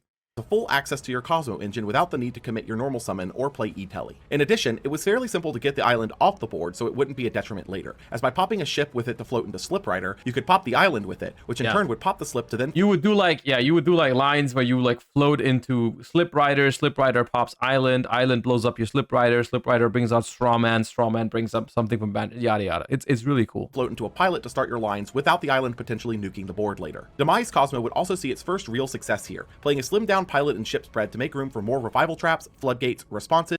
So the trick with this deck is that you can choose to resolve Card of Demise before activating Tin Can in the end phase, right? So you would go set up a Tin Can, set your hand, activate Demise, draw some more, go to set 5, have Tin Can, end phase, resolve Card of Demise, discard your hand, and then activate Tin Can to get a ship in hand. So you would end your first turn with Tin Can, 5 sets, and the ship in hand, and some ships in the graveyard as targets for erases and call. And that was a really strong setup turn. And of course, Card of Demise, which could net massive draws for the deck given the right opening. Speaking of Demise, Cliffort would find a top spot here sporting Demise as well, also loading up on plenty of Cliffort-tailored floodgates like Recolate. This is why we can't have nice things, dude. Card of Demise is such a cool, grindy card if you play a deck that doesn't rely on special summoning, right? Like your deck is slower and stuff like that, you know, all that, everything that people always want. They're like, dude, I want the game to be slower. And then like, Here's Cardidomize, which is really good in slow decks, and okay, we're gonna throw five floodgates in it. We just don't. Maybe we don't deserve nice things. And Rivalry of Warlords, in addition to the new Drowning Mirror Force. Pendulum strategies would see a wide variety of tops here, ranging from your more standard Draco Pals variant to a couple of Magispector variants, and even a Pendulum Magician variant. The Draco Pals and Magician variants specifically, though, are now sporting Sky Iris, not only as a way to protect the scales, but also to access the new odd-eye scales of Light Phoenix and Unicorn, rounding out their scale lines and giving yet another way to pop a pen scale. Extra Deck Monarchs had overtaken their Domain Brethren to rule the slice of the pie chart, but a very specific development here would shift the deck structure even more into the insane pile it was becoming. Brilliant Fusion, a card we've mentioned a couple times at this point, but not really had a reason to focus on in the meta. This is the name of the game in 2016, is when every deck starts including bricks to make itself more powerful than other decks, right? BA is using the Speedroids, which are not intended for it, right? So like the Teketumborg is a brick in BA. Monarchs start using Garnet, and a lot of other decks are using Garnet. Super Quantum as a target for emergency teleport. The Fire King deck is the Cosmo deck is using the Fire King Island and Chicken package, which is a terrible deck if you draw the chicken, but really good if you don't. And it introduces a lot of variance into these kind of decks, because like it's so much harder to play against the Cosmo deck when they draw Island and not the chicken versus when they draw the chicken and not the Island. It's like night and day, right? So it's like I thought it was really annoying, which is one of the reasons why for the European Championship that year, I chose to play a deck that I don't think had any bricks in it, which was the Pendulum deck.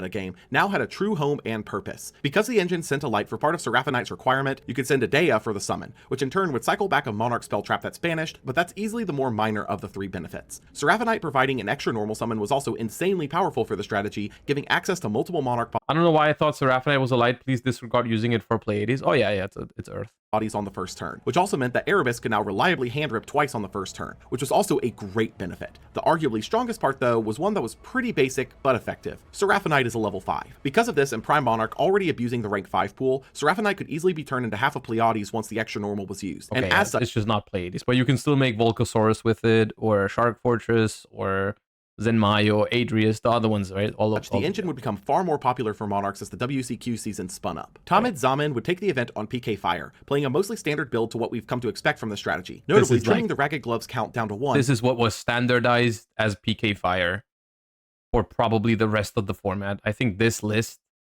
is pretty much the PK Fire list if you're talking PK Fire. Like, this is the ratios, right? This is the 3 Twin Twister, 3 Fog Blade, no other traps, 3 Boots, 2 Cloak, 1 Gloves, Speedroids, 1 Tour Guide, 3 Scarm, and like this is the standard for Burning Abyss Phantom Knights moving forward. Pretty much, right? As it was easily the worst of the 3 Phantom Knight monsters in the main. The WCQ season would begin with Central America 2 weeks later, and for the most part, the meta had once again solidified around Monarch, Cosmo, Pendulum, and PK Fire, with multiple variants of each populating their section of the chart, most of which were known at this stage, but a new face would appear in some Monarch lists. Quick Draw Synchron had been experimented with for Monarch decks since the Extra Deck Monarch pivot, but overall never really had a reason to be played over something like Red Lair until now. You see, its restriction on what can be synchro summoned with it only applies to things that are properly synchro summoned, meaning that by being an easily summonable level 5 tuner, it and any of the many other level 5 spam options in the deck could make Ultimaya Zulkin, which in turn could access the new powerhouse that was Crystal Wing. This would add yet another option to the ever-growing pool of options for Extra Deck Monarch, with another interesting development also happening here on the Brilliant Fusion engine side. Rather than playing the Garnet to access a Dia to cycle back a spell trap, as that line wasn't always live when playing the Brilliant out the gate like many wanted to do, Monarch would start opting for Gem Knight Lazuli and a normal monster of choice, in this case Jax Knight, to cycle back to hand for a level 5 tribute summonable body. Why play 1 Garnet if you can play 3? That could trigger return. This would evolve over the next few weeks to instead search Dark Witch specifically because she's a level 5 light fairy that you can summon under Gozen or Rivalry with Seraphonite already on the board. Brandon Gonzalez would take the event on Extra Deck Monarchs, notably also playing Lazuli as the Brilliant Fusion target, though wasn't playing a normal with it. Oceania would be held the same. Wait, why? Why play Lazuli over Garnet?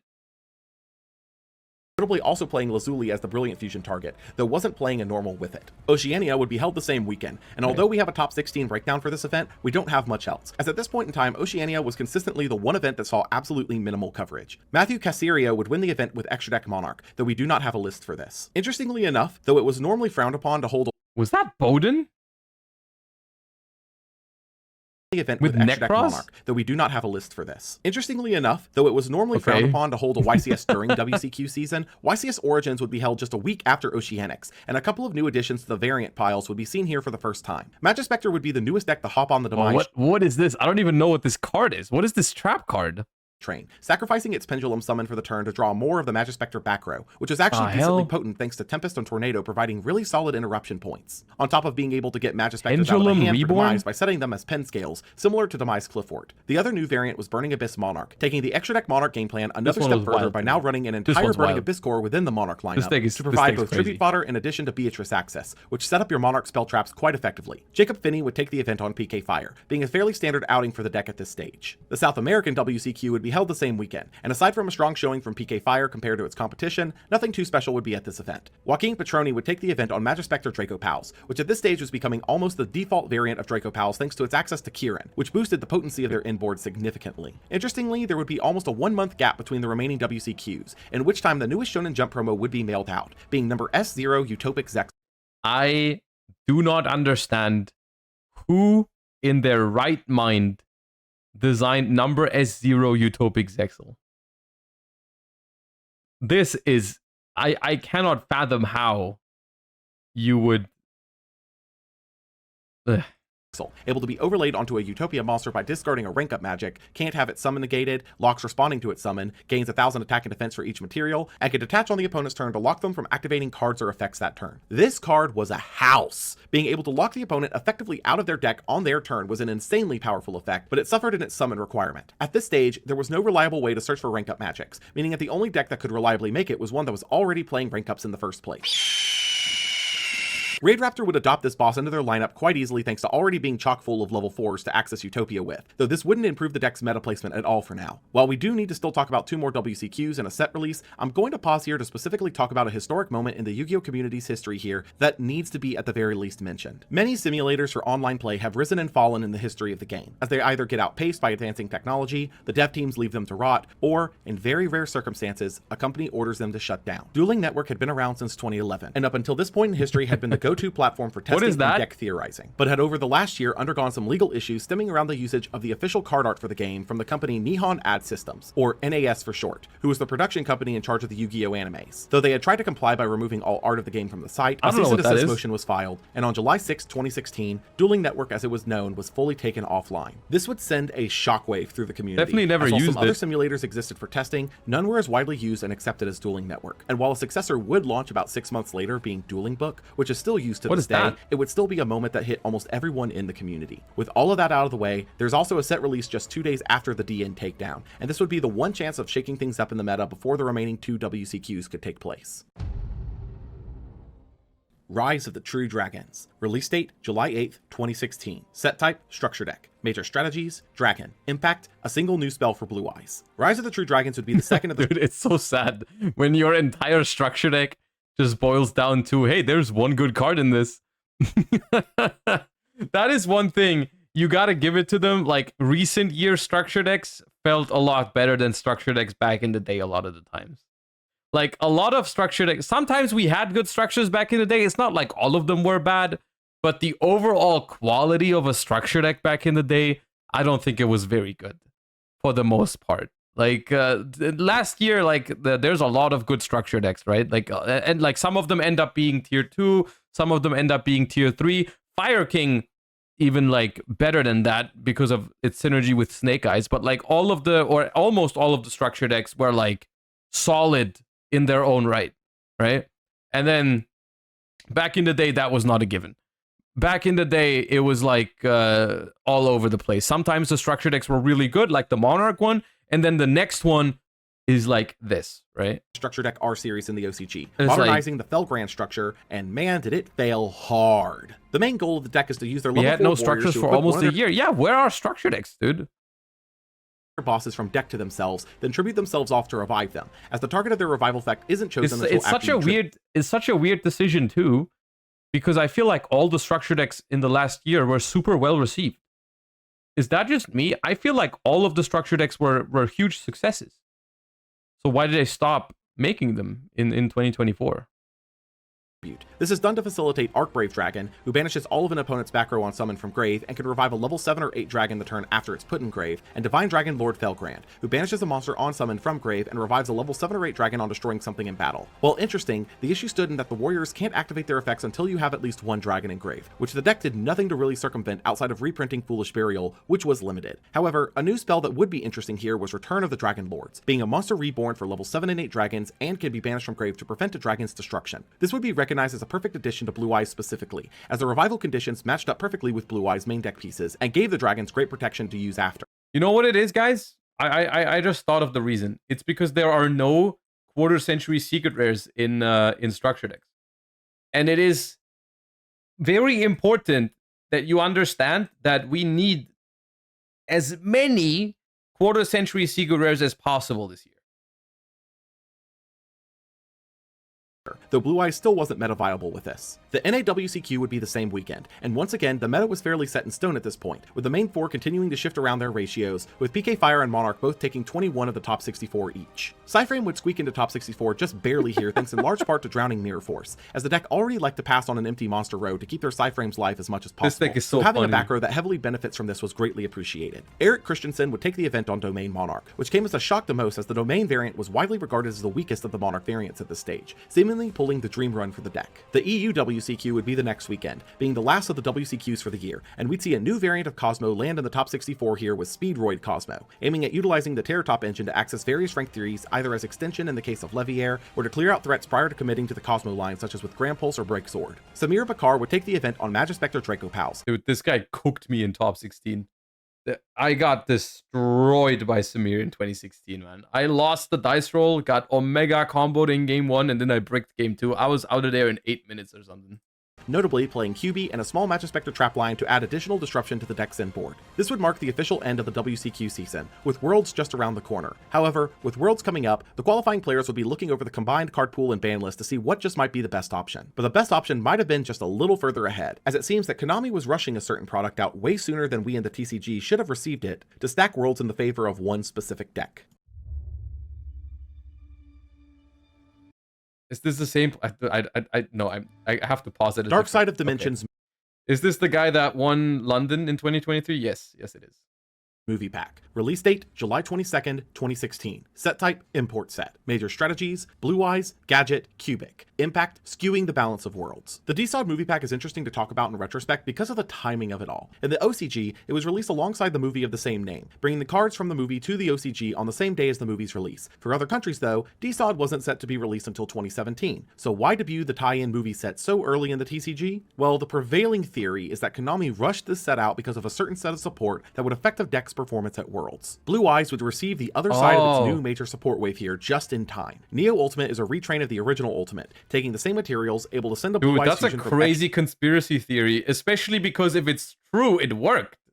to grave after it attacks while it's your only monster to attack again, able to use this effect twice in a turn, and can banish itself from grave to negate and destroy anything that targets a Blue Eyes. Chaos Max is a level 8 ritual that can't be targeted and deals double piercing damage. Lastly, alternative White Dragon must first be summoned by revealing an original Blue Eyes in hand, becomes the original Blue Eyes on field and in grave, and can pop a monster once per turn. Dude, tinfoil hat on. They released this pack at this time because they wanted Blue Eyes to win Worlds? Holy. I've never heard of that. In exchange for its attack. This changed everything for Blue Eyes, as you now had a reliable monster to summon alongside your level 1 tuners to access Spirit Dragon on the first turn. This also pulled Melody of Awakening Dragon out of the bulk pile at last because it searched for alternative and the OG Blue Eyes, giving you the ability to summon it out immediately. On the more niche side of things, Chaos Max was also a boss worth considering, as it could be summoned with advanced ritual art by dumping an OG Blue Eyes from deck, giving an option to absolutely obliterate more defensive decks. It's fair to say that this support was the reason the pack was rushed out so fast, making the strategy completely legal for Worlds, which we'd see soon enough. The rest of the pack was dedicated to other strategies from DSOD, specifically that of Cubic, a stall-focused strategy focused around Vijam, who can't be destroyed in battle and locks up monsters at battles, and the Magician Girls, a series of spellcasters that loop with one another to fill up the board. The only other notable cards here would be that of Gold and Silver Gadget, who summoned a level 4 machine from hand on summon and float into any other gadget on destruction, which would see some experimentation. Chocolate Magician Girl had no reason to be in full screen mode earlier. The card was not that impactful. Come on. We didn't need that. Not widespread success until much later in the year. This wouldn't be the only new set before Worlds though, as the next core set would also debut beforehand, but whether it would be impactful to the world scene would have to be seen. Oh, not Gofu, not Gofu. The Dark Illusion. Release date, August 5th, 2016. Set type, core set. Oh, Major Snow! strategies, Dark Magician, Metal Foes, Paleozoic. Impact, laying the groundwork for future Paleo! metas. The Dark Illusion was the third core set of 2016. Oh, and while really? it wouldn't be as You're gonna give us a full screen of Chocolate Magician Girl, but not Animal Lucaris. Okay. Alright. Can't say I agree with that. explosive as Bosch, or the fourth core set of the year, Teedle would lay the groundwork for multiple meta archetypes that would take hold later in the year and beyond. Following the archetype spawned around Blue Eyes, Dark Magician would receive a wave of legacy support centered around the titular card. Magician of Dark Illusion becomes Dark Magician on field, can summon itself on the opponent's turn when you use a spell trap effect, and can summon a Dark Magician from grave when you use a spell trap effect once while on field. Magician's Robe during the opponent's turn can discard a spell trap to summon Dark Magician from deck, and can summon itself from grave on the opponent's turn when you use a spell trap effect. Magician's Rod searches a spell trap that mentions Dark Magician on normal, and can recur itself on the opponent's turn when you use a spell trap effect by tributing a monster. Ebon High Magician is a spellcaster locked rank 7 that can use quick play spells and traps from hand on the opponent's turn by detaching material for each, and floats into a Dark let's Spellcaster get in to the deck real on removal, deal. then pops a card on field. Their spell traps all revolve around the original Dark Magician, with Illusion Magic able to tribute a spellcaster to search up to 2 Dark bad Magicians chess. from deck or grave, Dark Magic Expand gaining more effects for each Dark Magician or girl on field or in grave, with 1+ boosting a Dark Spellcaster by 1000, 2+ locking the opponent from chaining to spell trap effects and preventing them from destruction, and 3+ making Dark Spellcasters you control immune to card effects, and Magician Navigation, summoning a Dark Bro, I haven't read these cards whenever I was playing against Blue Eyes, against Dark Magician. I'm not gonna start now. Magician from hand, and a level 7 or lower Dark Spellcaster from deck, able to banish from grave to negate the effects of a face-up spell trap while you control Dark Magician. Lastly, Dark Magical Circle looks at the top 3 of the deck on activation, adding a Dark Magician or spell trap that mentions it to hand from those, and places the others back in any order, and while on field, banishes an opponent's card once per turn when you summon a Dark Magician. The strategy had a clear direction here, with Circle Control easily being the name of the game with its banish effect, but the issue lied in consistent access to Dark Magician reliably. A lot of the deck's plays relied heavily on Circle This deck is everywhere on Master Duel low ranks. Is it? I can imagine that, yeah. and navigation, which in turn meant you consistently needed a Dark Magician in hand to trigger nav in the first place, which naturally led to bricking galore. This would leave Dark Magician in the position of a rogue deck at best for now, but a note should be made here about the requirement to search cards that listed Dark Magician specifically. This was clearly put in place to make the new support able to search older cards like Thousand Knives and Dark Magic Curtain, but left a very specific casualty in the funniest way possible. The Eye of Timaeus, despite having Dark Magician written on the card, could not be searched with any of the support due to it not listing Dark Magician specifically, as it said a Dark Magician monster. This would be a bit of a logistical mess in the short term, but a funny trivia fact looking back now. Metal Foes was a new series of normal pendulums, all sharing an effect to pop a face-up card once per turn in the pendulum scale to set a Metal Foes spell trap from deck, with Steelin being a level 2 scale 8, Silver to level 3 scale 1, Gold Driver a level 4 scale 1, and Volflame a level 7 scale 8. Their traps were all focused on furthering the popping effects, with Counter able to summon a Metal Foes from deck when a card you control is popped, able to be banished from grave to recur a Metal Foes and face-up extra, and Combination able to summon a Metal Foes from grave with a lower level than a fusion summoned Metal Foes on summon, and searches the Metal Foes monster when sent to grave. Their primary game plan involves using the various pops and pendulum summons to facilitate their main spell Metal Foes fusion, with a standard fusion effect and the ability to put itself from grave on bottom of deck to draw 1. Adamant is a vanilla fusion of a Metal Foes and a 2500 or less attack monster, Crimsonite is a vanilla fusion of a Metal Foes and 2 3000 or less attack monsters, and Orichalc is a fusion of any 2 Metal Foes that gives all Metal Foes double piercing and pops a card when sent to grave. Metal Foes here poised a compelling strategy, being similar to Ignite but with a set of bosses that didn't hamper the Yo, it's the card that adds emptiness. I hate you. deck's long game, though at this stage would be relegated to tier 3 as its bosses weren't the most meta relevant, but would see experimentation as cards that can pop your monsters that want to be popped, such as Cosmo or even Yang Zing, as the pop and set effects were simultaneous, meaning that Yang Zings wouldn't miss timing. With a third block of sets for the era, once again, the TCG exclusives would change over to 2 new archetypes, with both receiving 4 cards a set now rather than one getting 5 while the other gets 3. The first of these was Subterror, bringing yet another attempt at revolutionizing flip monsters for the modern day with a bunch of high-level behemoths. Each of the behemoths shares an effect to special summon themselves from hand when your last face-up monster on field flips face down. It can flip themselves face down once per turn. Umastrix on flip banishes an opponent's monster, and Stalagmo on flip discards a Subterror monster to draw 2. Nemesis Warrior would be the starter of sorts, able to dump a Subterror from deck, tribute himself and It is another not monster the whose starter. level are equal to or more than the set Last monster, time I and checked, summon it either face Nemesis up or Warrior face down, is not able the to summon starter. itself from grave if a behemoth gets flipped face up. Lastly, the Hidden City They're crazy! They think their city's hidden. Bro, it's right there. I see it just fine. searches a Subterror on activation, can flip a Subterror face up once per turn, and can negate an attack by flipping a set Sub-Terror face up. While this set of cards was interesting for sure, there wasn't a clear direction to take the strategy out the gate like there was with BA or Cosmo, and it was clear that Konami was favoring this archetype at the time by giving them 2 Ultras and a secret rare between these 4. So most would invest immediately into this archetype with the hopes that waves 2, 3, or 4 would get it there, as for now, it wasn't even good enough to be Rogue. The other archetype was Spiral, which was clearly centered around Super Agent, who could summon itself from hand if you called the super type of the top card of the opponent's deck correctly. Popping a spell trap is summoned by a Spiral effect. Gear Drone, able to rearrange the top 3 of the opponent's deck on summon, contribute itself on quick effect to boost a Spiral by 500 for each card the opponent That wasn't controls. gauge. No, I know, but it's a gauge impression, so it counts.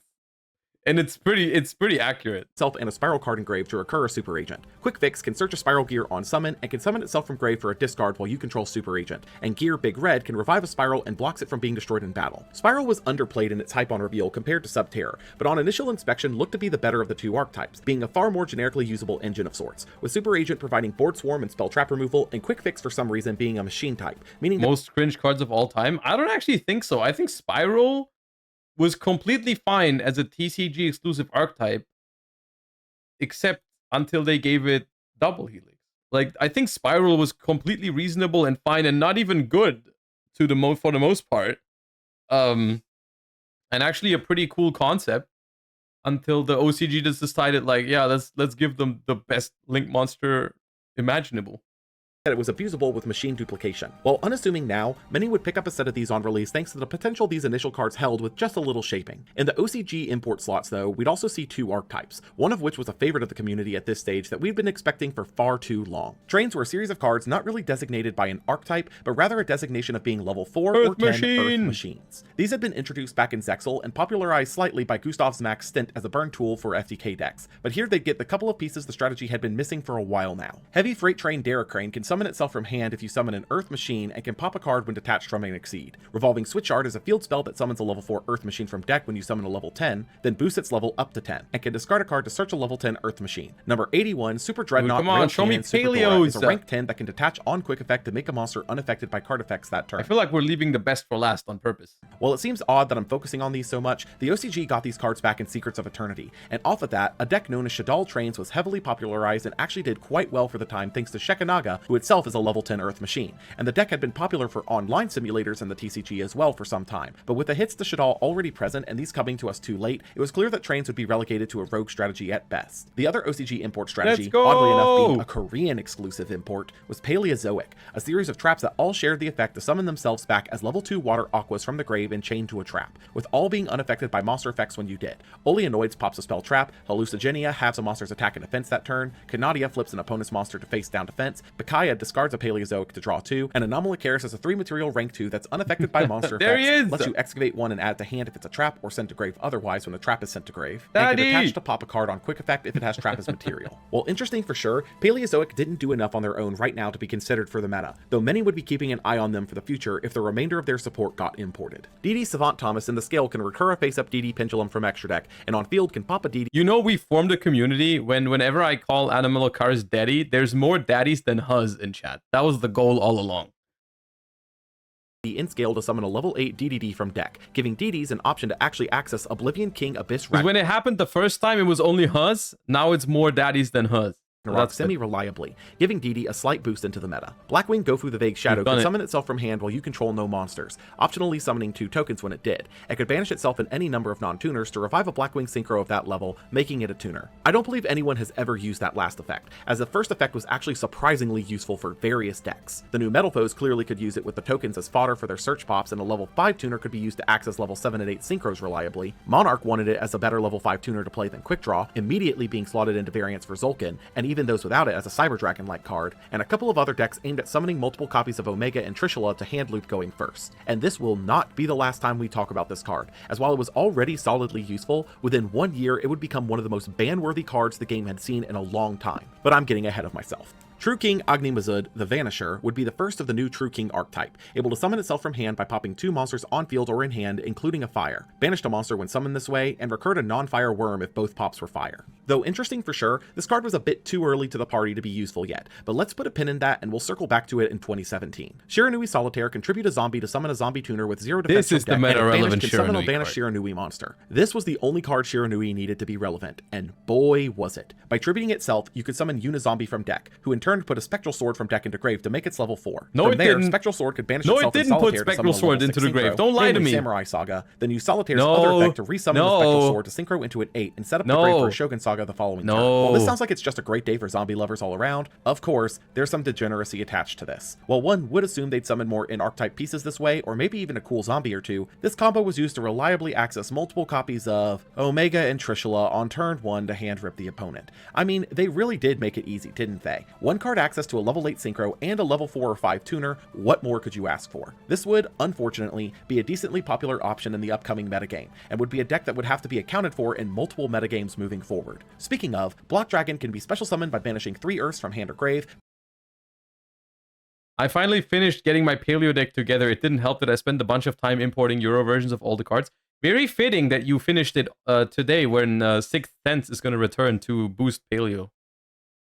Anyways, Block Dragon's cringe. Moving Blocks on. all destruction except battle destruction, and if sent to grave, searches up to 3 rocks whose Earth total level equals Flamberge. 8. Yep. This card Rock on release Flamberge was a Dragon. complete flop, as there was not a single rock archetype or deck that was good enough to include this and be meta, though some would try this with Triamids from the same set and with the prior rock stun, but both would come up short, though this card would be seen again. Fairy Tale Snow on summon flips an opponent's monster face down and can be summoned from grave by banishing 7 cards from hand, field, or grave. Oh, I get it, like the 7 dwarves. Snow is a weird card to talk about in a vacuum, as it was recognized as good out the gate, being constantly recurable by banishing used cards, but for the time being was relegated to an option for decks that specialized in milling like Lightsworn, and that is something we will have to discuss later as it's a whole nother can of worms. Coral Dragon is a level 6 synchro tuner that can discard a card to pop My a card and boy! then sit to grave draws a card. Simple, Bro, this set effective, really engage was- decks with easy level 6 This set really was the best set ever.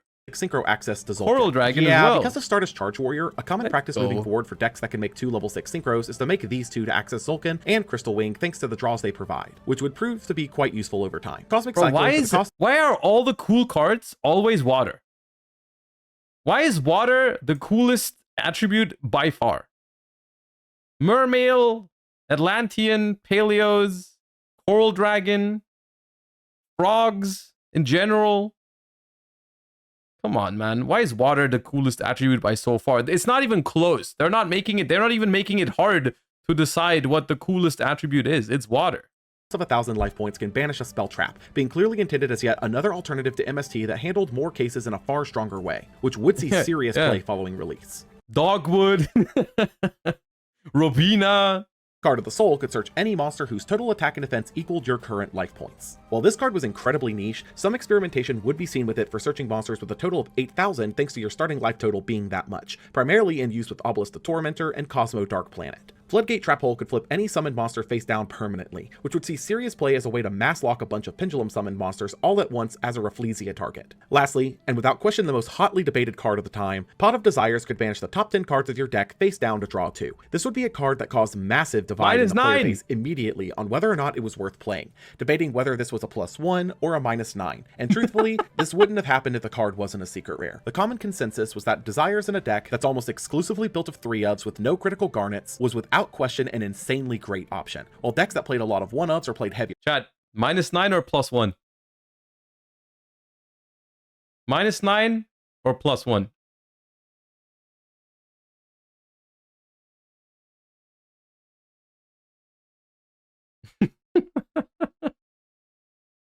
garnet counts for their engines would maybe pass on the card, but there was no questioning its impact. The Dark Illusion was a far more impactful set than one might have expected on the 10, but it wasn't the only pack shaking up the meta just before Worlds, as there was another OCG import set just 2 weeks later, and based on how last year's iteration went, this one had a lot of slack to pick up.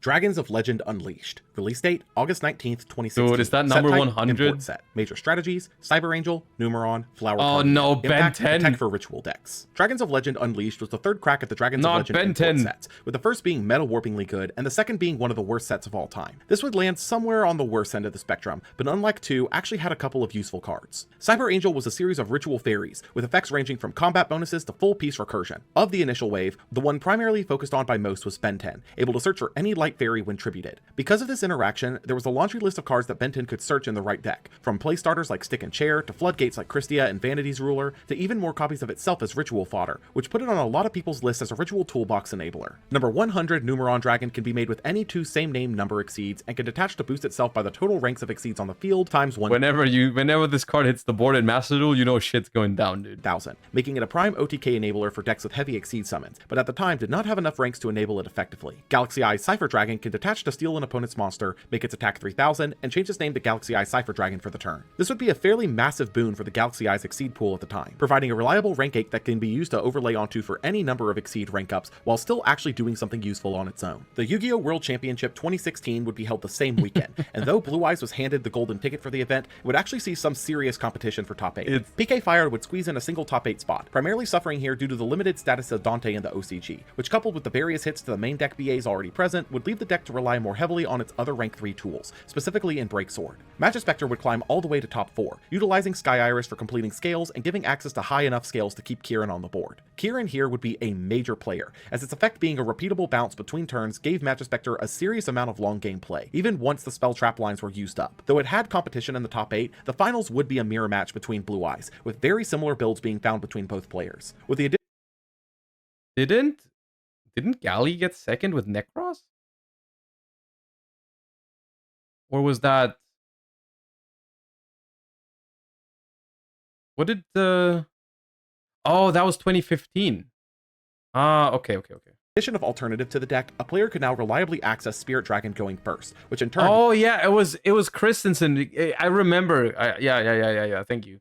It was the one where he broke the trophy, or the trophy was broken, and the top fell off. Yeah. I remember. Yeah, locked out its competition and could even dodge removal with its effect to tag into a Light Dragon, which gave the option of Azure Eyes, the intended target of this effect, as its destruction immunity would overwrite the downside of Spirit, as well as... So the real reason, I'll let you know what the real reason is why Blue Eyes won Worlds, is because of how the Worlds ban list works, where it's this mix between OCG and TCG format, where everything that is already on the Forbidden Limited list in the OCG, because they are a couple months ahead with their set releases, a lot of the stuff that's meta for us is already hit over there, right?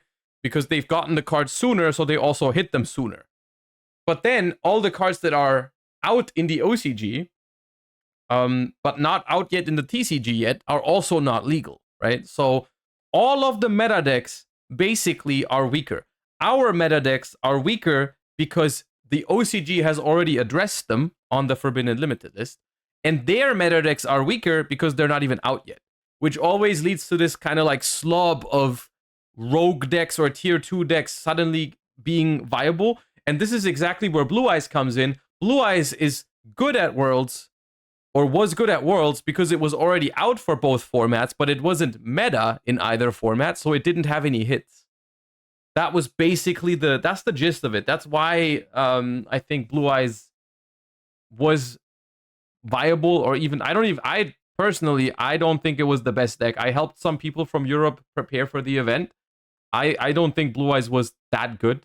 I think there were definitely other decks that were better. Like even Burning Abyss Phantom Knight with one Dante is probably fine. Like it topped. It was pretty good. I think you could definitely build powerful pendulum control decks with Kirin.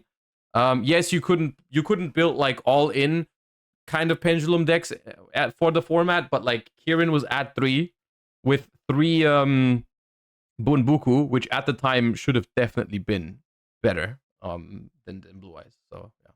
Alternative targets in Black Rose, Moonlight Dragon, and Stardust Spark. Hayame Shinsuke of Japan would take this year's Worlds title with Blue Eyes, not only marking himself as the first, and so far only player to win Worlds twice, but in back-to-back years no less. With no time to recover, YCS Rimini would take place a week later, and shockingly, Blue Eyes would be nowhere to be seen in the top 32. Shocking. Without the combined ban list of the TCG and OCG, Blue Eyes could not compete with its contemporaries enough to crack in, needing a ban list to do so in the future. Probably the biggest point of note here would be the top spot of Brilliant Lightsworn, which went completely undefeated in Swiss rounds, only to fall out in top 32. The new pieces the deck gained from Dark Illusion were actually incredibly significant, being Fairy Tale Snow, which could utilize your milled and grave... This deck would have been super cool and popular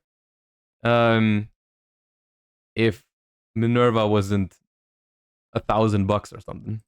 cards incredibly well for access to Minerva by being half of a rank 4, meaning you could detach and mill You more. played that? Which event is this? Is this YCS Liverpool? I had one Minerva. I had one because I won one in Super Rare.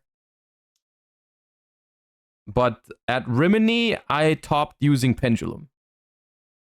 I topped YCS Rimini with the Pendulum deck from Euros, but I included Desires in it. I didn't play Minerva Sworn there. Even more fodder for another run. I played Lightsworn at YCS Liverpool. Moving forward from here, rank 4 focus decks that utilize milling would become more and more popular, arguably a top tier contender in the meta, but would be held back entirely by the price point of Minerva, because as of this event, she was no longer the YCS prize card in rotation, meaning that her... It's not just the price point, it's also just like a deck like that simply mathematically just cannot be that popular, because how many super rare versions of a price card even are there? Right? Like, how many are there? Even with them giving out a bunch of them at, like, the Continentals, there's maybe, like, 200 or something. So, like, it cannot reach certain levels of representation. It's just not possible. Even if people were willing to spend that much for the prize card, it just, there are not enough out there to do that, right? Quantities were extremely limited now, even more than they had been before. Alberto Conti would take the event on Fire King Cosmo, utilizing more niche picks like Delta Shuttle, Landwalker, and even 3 Sword Troopers, a practice not common amongst Cosmo players of the era. He would also be the first recipient of the new YCS prize card. This YCS, by the way, we had Alberto on the podcast. He's playing Pokemon now, so we talked to him about some of the differences and stuff like that, some of his journey. This is one of the funniest YCS finals, because he's playing against Typhoon in the finals, and Typhoon just scoops. I think he just scooped game 3 because he bricked going first, and it turns out Alberto's hand was also pretty bad, because he would have top decked the chicken. I think was card number 6, and without the chicken he couldn't play either, and I think Typhoon would have actually won. But he just scooped out of frustration of drawing a brick hand. He drew like 3 or 4 field spells in Magispector. I don't know exactly, but he just scooped it up without even playing, and he would have actually won probably. A practice not common amongst Cosmo players of the era. He would also be the first recipient of the new YCS prize card number 39 Utopia Kaiser, which would not be relevant in the meta. Thank you!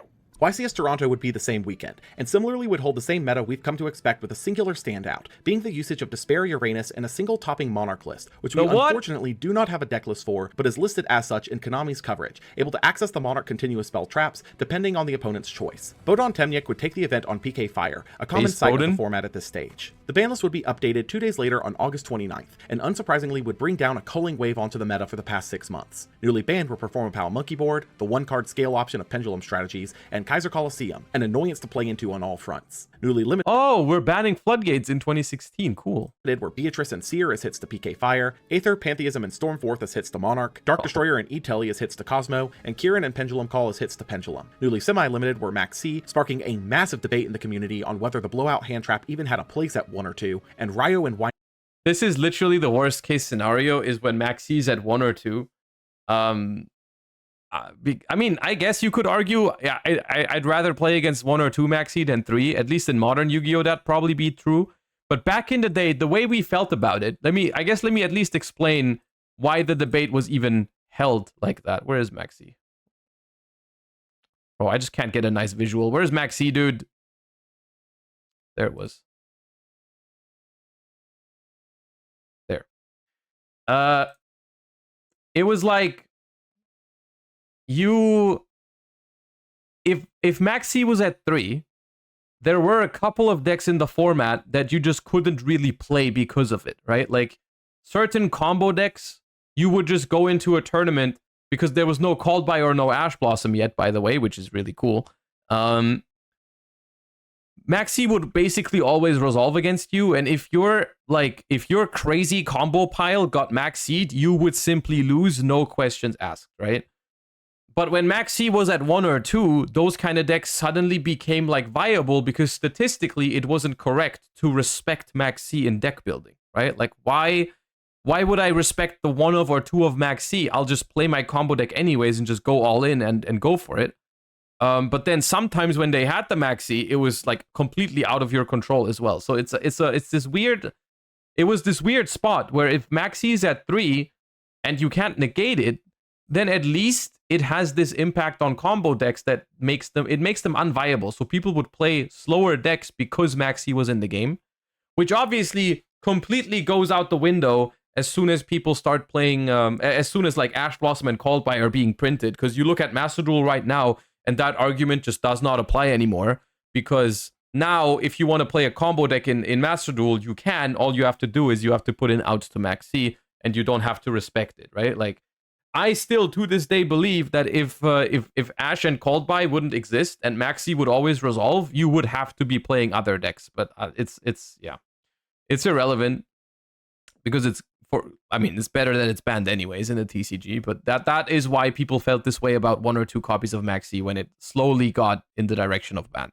The blowout hand trap even had a place at 1 or 2, and Ryo and Wind Up Magician, returning from 1. Lastly, Unlimited were Thousand Eyes Restrict, Allure of Darkness, and Gold Sarcophagus, with 2 of these still being solid options for some decks in the meta. It applies in the OCG with Fuvaros out now? I don't know, because they still have all the outs. Right? The OCG still has all the outs to them. So I think it doesn't really change, because they had Maxi before, now they have Maxi and Fuvaros. So obviously it has an impact on the format and on the statistics and on the chances, right? Like, because sometimes you just don't get Maxied, but you get Fuvaros now a lot more. But still, overall, the point still stands. You can still play your crazy combo deck, because if they have a hand trap for it, you still have a chance of having Ash, Called By, or Crossout, right? And this is also what's like kind of scary if you look at the TCG. I think that's why in a little bit less than 2 hours from now, I hope they actually hit Crossout Designator, because Crossout Designator being at 3 for the TCG actually means that we technically have even more outs than the OCG, because we have 3 Crossout, 1 Called By, and 3 Ash, which is 7 outs for the mini game. So like if Crossout doesn't get hit, we're just going to be playing Fuvaros mini games, right? With the blanket hits across the board to all 4 meta strategies, PK Fire, Monarch, Cosmo, and Pendulums would all need to restructure or die to remain. What was particularly funny about this list was the seemingly lax hits doled out to specifically PK Fire, as while Beatrice to 1 was certainly a hit and losing another Seer would hurt, many expected the hit to be given to Dante, as it was in the OCG. This re-sparked the Dante is banlist immune discussion, which would also lead to easily one of the greatest memes in the game's history being born. And if you haven't seen this before, I would heavily recommend pausing here and going to watch it, as it is a wonderful piece of Yugioh history. Someone link it. I forgot what it was. I think I've seen it, but we can watch it because I don't remember exactly what it was. It's in the description. Okay. That Dante ban list. Oh no, dude! I didn't open it in a new tab. Wait.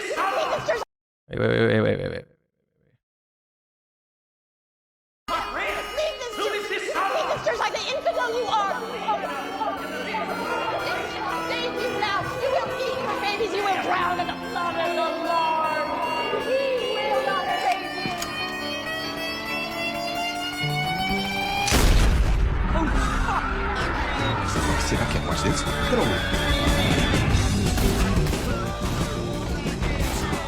it. Dude, mathematician?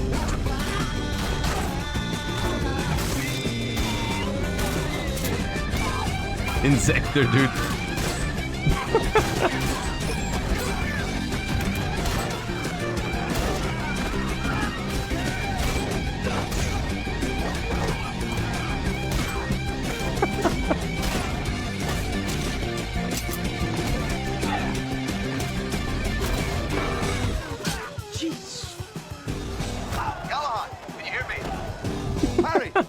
Harry, what the heck is going on? Could you turn the volume down, please? I didn't expect it to be that effective. What kind of response are we talking? 100%. So everyone's been affected, whether they have a SIM card or not. And we get the added benefit of wiping out the kingdom. Not yet. Preparation of rides.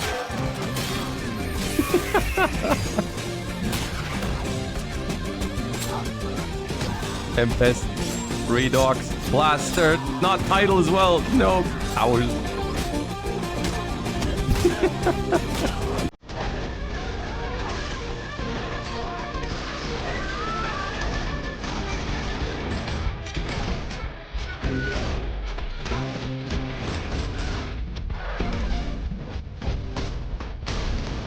It just doesn't end, dude.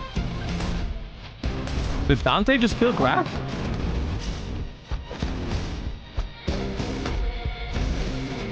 Not my boy. Oh, No. you need to see this.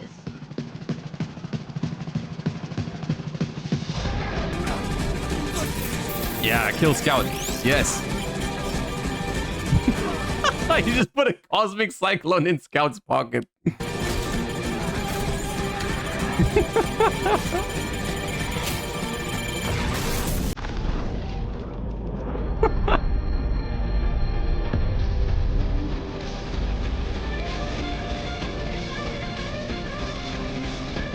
Eternity. Upstart.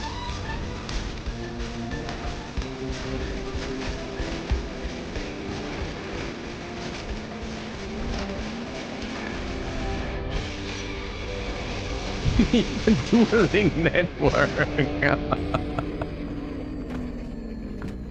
Oh god.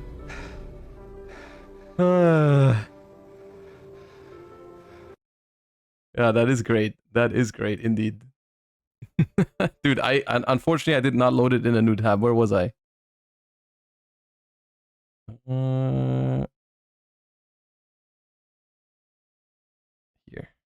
With two of these still being solid options for some decks in the meta. With the blanket hits across the board to all four meta strategies, PK Fire, Monarch, Cosmo, and Pendulums would all need to restructure or die to remain. What was particularly funny about this list hit and Respawn being born, and if you haven't seen this before, I would heavily recommend pausing here and going to watch it, as it is a wonderful piece of Yu-Gi-Oh history. The year's Megaton would also follow with this banned list, notably reprinting the The cosmic cyclone in the pocket of Scout is the best part. types of DDD, Fluffle, Gem Knights, Ignites, Kaiju, Magispector, Performage, and Performapal, but also bringing us two specific promos of note. DDD Flame King Genghis and Gus King Alexander would be imported here, being a fusion of two DDs and a level 7 synchro requiring a DD tuner respectively, with both sharing an effect to revive a DD when a DD is summoned, with Flame King able to revive a DD on special summon, and Alexander being able to revive a level 4 or lower on normal or special, both being critical pieces of the DD deck's combo lines, but still not quite cracking the meta, requiring a couple more specific imports to do the trick, hovering in the rogue range for now. I think that's not the reason why these weren't meta relevant. I think, and they have identified that reason later and fixed it. But I think the reason why these DDD cards were not good enough is clearly because their names just weren't long enough. That has to have been, that was the issue with the DDD cards. If they had had 5 extra words in the name, they would have been tier 0. And they fixed that with future iterations of the DDD cards, thankfully. Duelist Pack Rivals of the Pharaoh would also release here, bringing a singular relevant card in Lullaby of Obedience, which can pay 2k or to more clear a Ds. monster, and if it's in the opponent's deck, either summons it to your field or adds it to your hand. This would be an interesting card kicked around for some mirror matchups, but would for the most part be unremarkable unless the format was so heavily centered around one specific matchup, like in the case of a tier 0 meta, but we just left one of those, so how long would we have to wait for the next? YCS Mexico City would be the same weekend, and being the first tournament following the August ban list, the meta would be thrown into a state of flux. Blue Eyes would pull into the lead as the front runner of the meta here with nerfs across the board shot to its Blue Eyes was competition, ever the playing best a deck in lineup the similar to the TCG. deck's layout for Worlds, capping out at top 4. Merlantian would see a significant rise in popularity here, being a rogue to tier 3 level deck since the release of Neptopus, but with its competition out of the way could rise up to tier 2, being a solid option for the next few events. There were a lot of one-ofs that would appear in this particular top cut, and though we don't have lists for a majority of them, we do have a couple to look over. Blazing Gadget would be one of the more interesting lists we'd see, utilizing the Gadget Swarming and the Brilliant Fusion Engine to facilitate the summon In 2016? The Blazing Mars. While this card is in your hand or graveyard, you can banish 3 other monsters from your grave.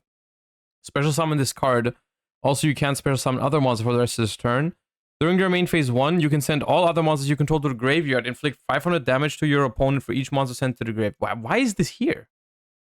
of Blazing Mars, who in turn could sack the board for a 2,000 damage burn. Dynamis would see a top here alongside the standard Performapal package we've come to expect for Pendulums, namely utilizing Dynamis Charge to both set scales and provide recursion for your Dynamis pieces. The most impactful of the one-offs that we have list though would be Shiranui Zombie, taking note of Solitaire's power as a level 8 synchro enabler to enable the summon of Omega can we get and to Crystal. Invasion This would be Vengeance? adapted into multiple decks over the next year, which we'd see soon enough. Adrian Madriz would take the event on probably the most talked about new threat, Metal Foes Clifford. Metal Foes had gotten their big break with the shift in the meta, utilizing all sorts of tools alongside their pops to gain as much value as possible. Some options included Clifford Scout, who could pay 8 to search for Monolith, pop it for a Metal Foe search, and then on the Pendulum summon bring back the Scout with Monolith to make Cyber Dragon Nova into infinity. Blackwing Gofu to provide its 2 tokens for the Metal Foe pops, and then convert itself in another level 5 like the Clifforts to make Zoltan for a toolbox of Dragon Synchros, and the newly released Odd Eyes Mirage Dragon, being a better scale 8 for Sky Iris when you don't need the Performapal synergy of Unicorn. Adding on to the ever-growing list of more minor releases, Legendary Decks 2 dropped on October 6th, bringing 3 nostalgic bait decks for Yugi, Kaiba, and Joey, but also including a few interesting promos. Ties of the Brethren could pay 2k to target a level 4 This card was very hyped back then. It didn't end up being good or played much, but it was hype. Ties could easily swarm out tools for use in decks of like type and attributed monsters, seeing experimentation with some strategies already in the meta, which we'll discuss soon. The other interesting promo was Eternal Soul, a continuous trap that makes Dark Magician immune to opponents' effects, can either summon a Dark Magician from hand or grave, or search a Dark Magic attack or Thousand Knives from deck once per turn, and nuke your monsters if it leaves the field. This would provide Dark Magician with something the deck desperately needed: reliable and repeatable access to the titular monster, which would actually boost Dark Magician into the ranks of a rogue deck, but not much further than that. YCS Minneapolis would be the following weekend, and though many of the decks of the previous meta took large hits on the ban list, they'd begin to creep back in here, with PK Fire specifically re-establishing itself as a meta threat. Magispector would see a new variant pop here in Ties of the Brethren, with level 3s giving access to Nekomata and Bamboku, and level 4s giving access to Yada, Kyubi, and Ogama, allowing full access to the Spell Trap suite. Infernoid would pop back up here thanks to Card Trooper popping back up, able to set up your Infernoid's engrave while also cycling a card when removed. Lightsworn would once again see the top 32, fully embracing Fairy Tail Snow as a level 4 swarming body, while also stepping more into the previously popular Clownblade engine, notably on 1 Minerva. Phantom Knights would see a top completely separate from the BA cards, notably playing Gofu to access Super Hippo Carnival, level 3 Phantom Knights, as well as Super Hippo Carnival is crazy. More interesting techs in Super Hippo Carnival, able to access Performapal Hip Hippo, serving a similar purpose to how E-Telly was previously used, but at 3 copies for the level 3 body. Marcus Hayden would take the event. Wait, is Teleport on the ban list at this point? I think so, yeah. Right. Metal Foes, leaning heavily into the 3 copies of Jowgen the Spiritualist, who was a popular tech option Jowgen, at the time for countering man. out Blue Eyes specifically thanks to being a pendulum summonable body whose defense is high enough to block the entire Blue Eyes normal summon lineup, with most Blue Eyes players not having an out for it in the main deck reliably. Though we've sped through a lot of sets recently, as most only included a couple of notable cards, the structure decks that released a week later would not qualify in that camp, as it would be a pair of structure decks for the first time in years, with one aimed at completely upsetting the established meta. Oh, ABC, dude. Structure decks Yugimoto and Seto Kaiba. Release date October 21st, 2016. One of these was better than the other. I'll leave that to in your interpretation. Set type, structure deck. Major strategies, Magnet Warrior, ABC. Impact, the Machine Uprising. Structure decks Yugi and Kaiba were incredibly interesting releases, as the last time we had seen a structure deck explicitly tied to a character was Merrick back in the 5Ds era, although you could make an argument that Master of Pendulum was that for Yugioh just last year. As they were tied to the titular characters, many expected on initial announcement that these would be further support for both key strategies of Dark Magician and Blue Eyes, but they were actually instead a complete overhaul to key archetypes they both used back in Battle City, being Magnet Warrior for Yugi and XYZ for Kaiba. Starting with Yugi, the Magnet Warrior archetype would get an overhaul with the Electromagnet Warriors, each able to tribute themselves on the opponent's turn to summon a level 4 Magnet Warrior. Actually, as a Duel Links player, you might think the Magnet Warriors were more impactful. From deck, with Alpha searching a Magna Warrior on summon, Beta searching a Magnet Warrior on summon, and Gamma summoning a Magnet Warrior from hand on summon. These also combine together to form Berserkion the Electro Magna Warrior, able to summon itself by banishing the 3 Electromagnets from hand, field, or grave, can banish a Magnet Warrior in grave to pop a card, and when destroyed summons the 3 Electromagnets from banishment. There was even a fusion of the 2 Magna Warriors, both Berserkion and the original Valkyrion, being Imperium Magnum the superconductive battlebot, who has a once per turn Omni Negate and Destroy, and if removed by an opponent's card effect, summons the 2 Magna Warriors from hand or deck. Magnetic Field was a field spell that could summon a Magnet Warrior from grave if you controlled an Earth Rock once per turn, and can bounce a monster that battles with an Earth Rock but isn't destroyed. Lastly, Magnet Conversion can recur back 3 Magnet Warriors on activation, and can banish itself from grave to summon a banished Magnet Warrior. While absolutely interesting and seemingly competent, meshing well with the recent ties with the Brethren, Magnet Warrior would suffer due to 3 major reasons. Number 1 was the reliance on the original Magnet Warrior monsters, as they were the only That's always a great recipe for success, dude. Make me play old vanillas. Surely that's gonna with the electromagnet effects, meaning that in order to have the tag out effect be live, you had to play bricks. Number 2 was that while Berserkion was a solid presence, you had to find it to summon it, and its effect was slow and required the opponent to remove it to float, being way too reliant on the opponent not knowing how to play around it. Number 3 was that Imperion Magnum, while reasonable to get out thanks to Alpha searching its materials, was extremely resource intensive for a single negation point whose float effect requiring to hit both targets meant that you had to play at least 2 copies of Valkyrion in your deck, a card that was by all metrics a brick. And I know I said 3 reasons, but in reality, there's 4. because released at the exact same time was a very similar concept to the Magnet Warrior retrains, but done far, far better. The Kaiba structure deck focused on the XYZ unions from Battle City, giving them far better counterparts in A, B, and C, each being a union monster. Wow, it's been a while since we've heard that term, and can equip onto a light machine, each having a destruction tanking effect for its equipped monster, an effect while equipped, and an effect when sent to grave, with A making its equipped monster immune to monster effects and recurring a union from grave to hand other than itself when sent to grave, B making its monster immune to spells and searching a union when sent to grave. Did you know, if you wanted to remember what kind of immunity these cards gave, all you had to do was look at their colors? Monster, spell, trap. That's how I remembered it back in the day. And C making its monster immune to traps and summoning a union from hand when sent to grave. These all facilitated the summon of ABC Dragon Buster, a fusion who could be summoned by banishing the A, B, and C from field or grave, could discard and banish a card on a quick effect, and could, on the opponent's turn only, tribute itself to summon 3 banished light machine unions. You're no weighing now, but how many of you actually knew that?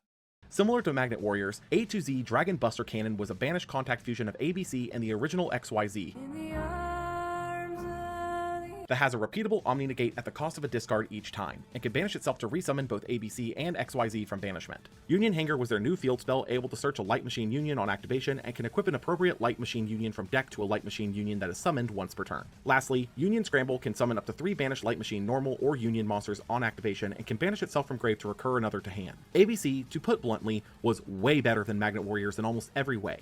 Their field spell let them turbo out 2 monsters at a time, their payoff didn't need to be searched first, the payoff's removal was a quick effect, and in general, level 4 machines already have way more existing support than level 3 rocks do, like Gold and Silver Gadget for example, which in turn makes it easier to trigger things like the grave effects of the Union, since you can just overlay the equipped monster to put the Union's attached. I think ABCs are pretty popular.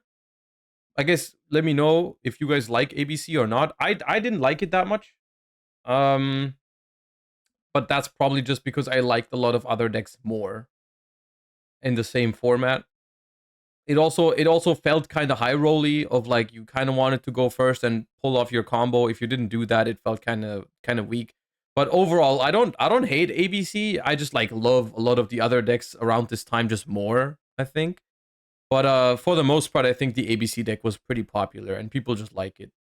And grave. ABC was immediately recognized as an actually potent deck, with ABC itself being the kicker, as once you've used all the unions to go through and summon various rank 4 bosses, you cap it off with ABC to add a discarding banish and the ability to reflood the board again. There would be no clearer indication of this deck's immediate impact than YCS Liverpool a week later, where ABC would take 14 Dude, of the top.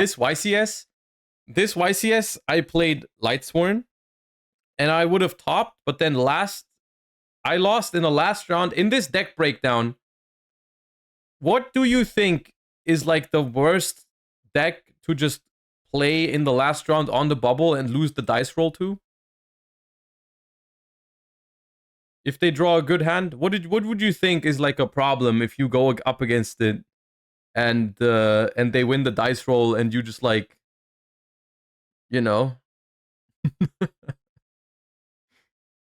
easily Herald? Yeah, that's what I lost to. Last round of Swiss. Round 10, I think round 10 or 11. I don't know how big Liverpool was. I think it was round 11, where both X2, winner makes top cut, loser is out.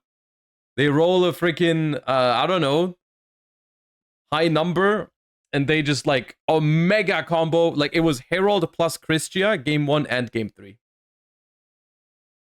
So that was my YCS Liverpool story. That was that. Barcode, thank you for the raid. Welcome, everybody. We're waiting for the ban list in less than 90 minutes. 32, almost completely shunting Blue Eyes off its top of the meta position. Utilizing various tools in the rank 4 arsenal like Gold and Silver Gadget, Photon Thrasher, and various rank 4s like Gear Gigant X and Bujente Tsukiyomi, ABC would absolutely dominate the event, although notably utilizing Artifact Scythe in its lineup with Sanctum, reaching all the way to top 4 on its first outing. Lightsworn continued to both impress and depress, as it would be tied with PK5. So this deck, I genuinely think this deck was probably the best deck of the format, but it just never got to show that because of how expensive Minerva was and how little copies of Minerva were out there. I think it's shown by how few people had access to it, and it still ended up being super successful, right? Like the conversion rate for this deck is crazy. Like at YCS Liverpool, I don't know how many people played this deck, maybe like 10 or something, or 15, if even, right? And like a lot of those made top cut, or like myself, got very close to it. For the second most represented deck in top 32, bringing even more fuel onto the fire of Minerva's exclusivity. This time around, it would be new variants like a light toolbox using Brilliant Fusion to set up its various tools, as well as a zombie variant with Unizombie and Mizuki that aim to access Omega repeatedly. DD would crack into the top 32 for the first time here, utilizing their newly released fusion Flame King Genghis to facilitate a far stronger so the names are long than the enough. previous version of the deck. Also utilizing Dark level 6 options like Destiny Hero Malicious and Mass Change 2 for Dark Law, in order to make Beatrice the proper way for further Grave setup. Speaking of Dark tools, Dark Synchro... How much did Minerva cost back then? I think a super rare was about 800 to 1,000. Was roughly the case. But I think if it was the case nowadays, it would be more expensive. Like, this is 8 years ago. I think if nowadays, if a super rare, because that is what, like, that's what bad super rares go for these days, right? Like a bad super, I mean, not quite 800 maybe, but like an unplayable super rare price card is like 500 to 600 at the moment, maybe more if it's not printed anymore, like if the YCS season is over. So a playable one would probably be easy, like 1,500, 2K or something. If it was playable these days, right? And that's why I think it's very good that we don't have playable prize cards for that matter, right?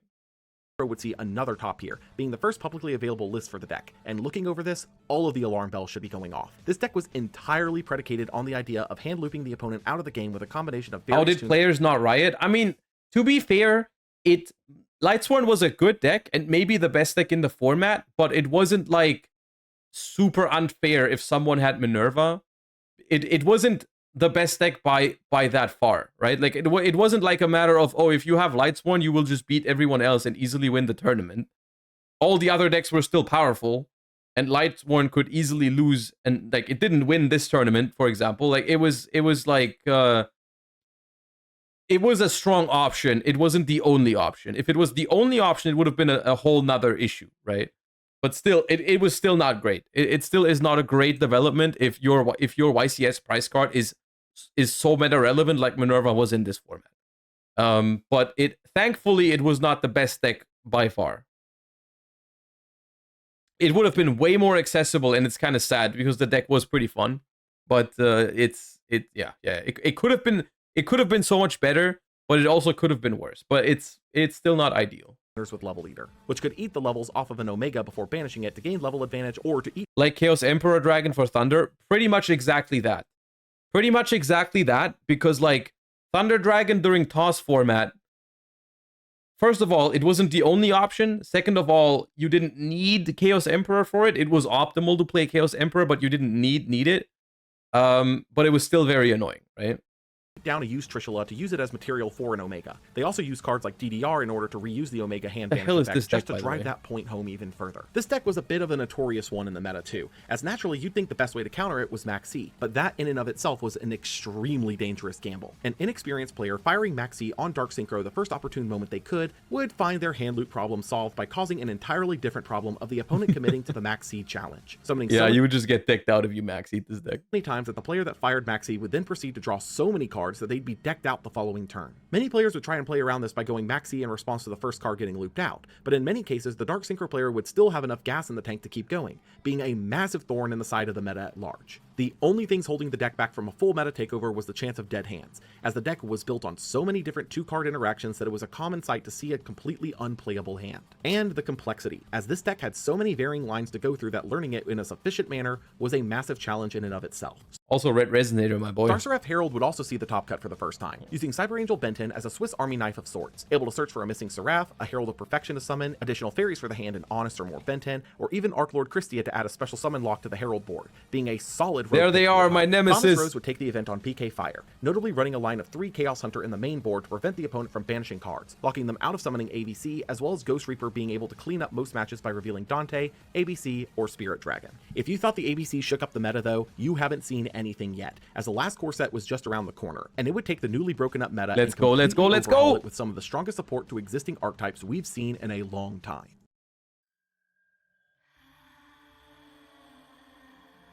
There he is! Invasion Vengeance. Release date November 4th, 2016. Set type core set. Major strategies: Metal Foes, Paleozoic, Toad! Frog. Impact: Well, if it isn't froggily amazing.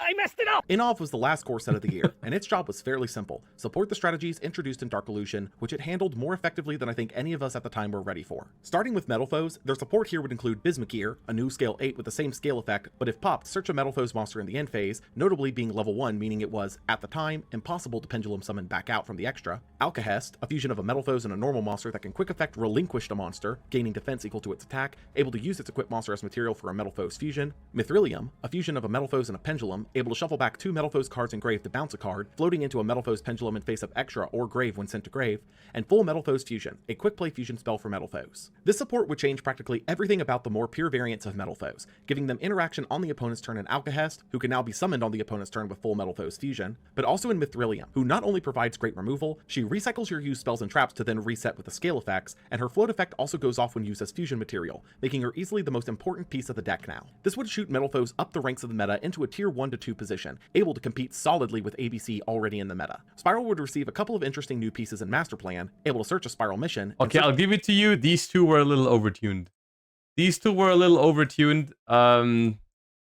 Yeah.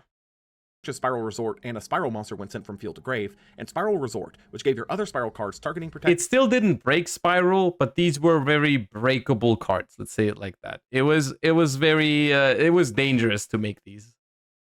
Search the Spiral monster once per turn, and shuffles a monster from grave into deck as maintenance cost to prevent destruction. While these wouldn't do anything in the short term, Master Plan would be theorized as an insanely powerful piece for the strategy, able to search 3 cards by itself, with the caveat being the deck currently had no reliable way to summon her or get her off the field reliably. Hamood, thank you for the 27. I was never around during Metal Foes release, but I think they're so cool. Metal Foes were cool, yeah. Metal Foes, they are cool. But if those 2 hurdles could be cleared, she had the potential to make Spiral a meta threat by herself. Paleozoic would receive the remainder of its cards here, being Eldonia, able to boost a monster by 500, We don't talk about Eldonia. Dinomicious, able to banish a face-up card for a discard, Morella, able to dump a trap from deck, Lincolnia, able to return a banished card to grave, and Opabinia, a rank 2 that's unaffected by monster effects, lets you activate Paleozoic traps from hand, and if it has a trap as material, can detach to search a Paleozoic trap once per turn. This would do a lot to iron out the flaws in Paleo as a deck, giving them a proactive play in Opabinia to activate from hand, as well as better Paleos in Dinomicious and Morella. But to say this was all they received would be disingenuous, as while this was all the archetypal support they got, there was also another Exceed release here that should be talked about with them. Totally awesome. Let's TCG go. localization at the time was a fucking joke. Is an Aqua Locked rank 2 that can detach. Okay, how do we feel about the name of Totally Awesome? Is it terrible? Or is it like so cringe that it's already funny? That it's like okay? Because I'm more on the side of like, I think it's funny. I think it's okay. Like, I like it. I think it's like better. It has more like, it just has a better ring to it than if it just was called, like, what was it called in the OCG? Tree Toad? Come on, I mean, throw in a pun here and there. That's okay. Why not? Why not have a little pun in there?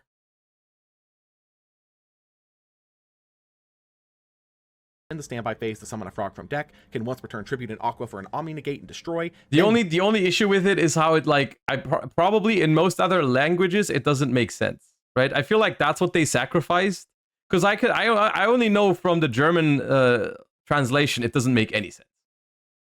I don't know how it is in other languages, but in anything else it doesn't. In any other language, I don't think it makes sense. In Italian, it does. Oh, okay. Okay. The German one makes no sense.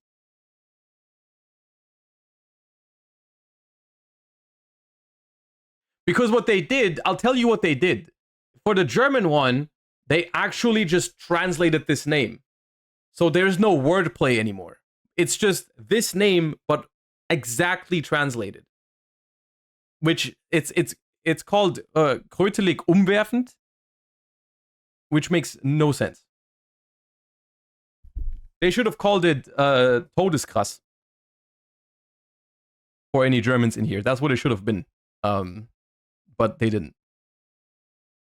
You can set that card to your field, and if sent to grave, recurs back a water monster. This card would be a massive meta shifter, as with it, Paleozoic had an Omni Negate it could access thanks to the entire archetype being Aqua level 2s. in addition to a perfect rank 2 engine it can now access for going first plays, being that of Frog. In addition, Totali's Omni Negate didn't require materials, meaning that by cheating it out with Bahamut Shark, you could tribute itself for its Omni Negate effect, then put it back in extra with its recursion, meaning that not only was The it a rank Germans 2 get threat, it. but any deck The with Germans Bahamut get Shark it. access could also use it, which we'd see the implications of with the upcoming YCSs. Doki Doki can discard a rock to summon another from deck with the same level and attribute, being a decent option for Magnet Warriors for now, but would be far more useful in a couple of years. Mare was a level 7 tuner that could lower its level by 1 to summon a level 1 token, being an extremely interesting combo enabler when used with Yazi, and would get far more popular with the next era of the game. Starving Venom Fusion Dragon would be the fourth of the mechanic dragons, taking 2 dark monsters on the field, gains the attack of an opponent's special summon monster on fusion summon, and can copy a level 5 or higher name and effect for a turn, and nukes the opponent's special summoned monsters when destroyed. This would be notably the weakest of the 4 dragons for now, as the only real card that could make it without sinking too many resources was Super Poly, which was currently banned, leaving Starving Venom in a weird spot for now. Meteor Black Comet Dragon is a fusion of a level 7 Red Eyes and a level 6 dragon, can dump a Red Eyes from deck on summon to burn for half its original attack, and revives a normal monster when sent to grave,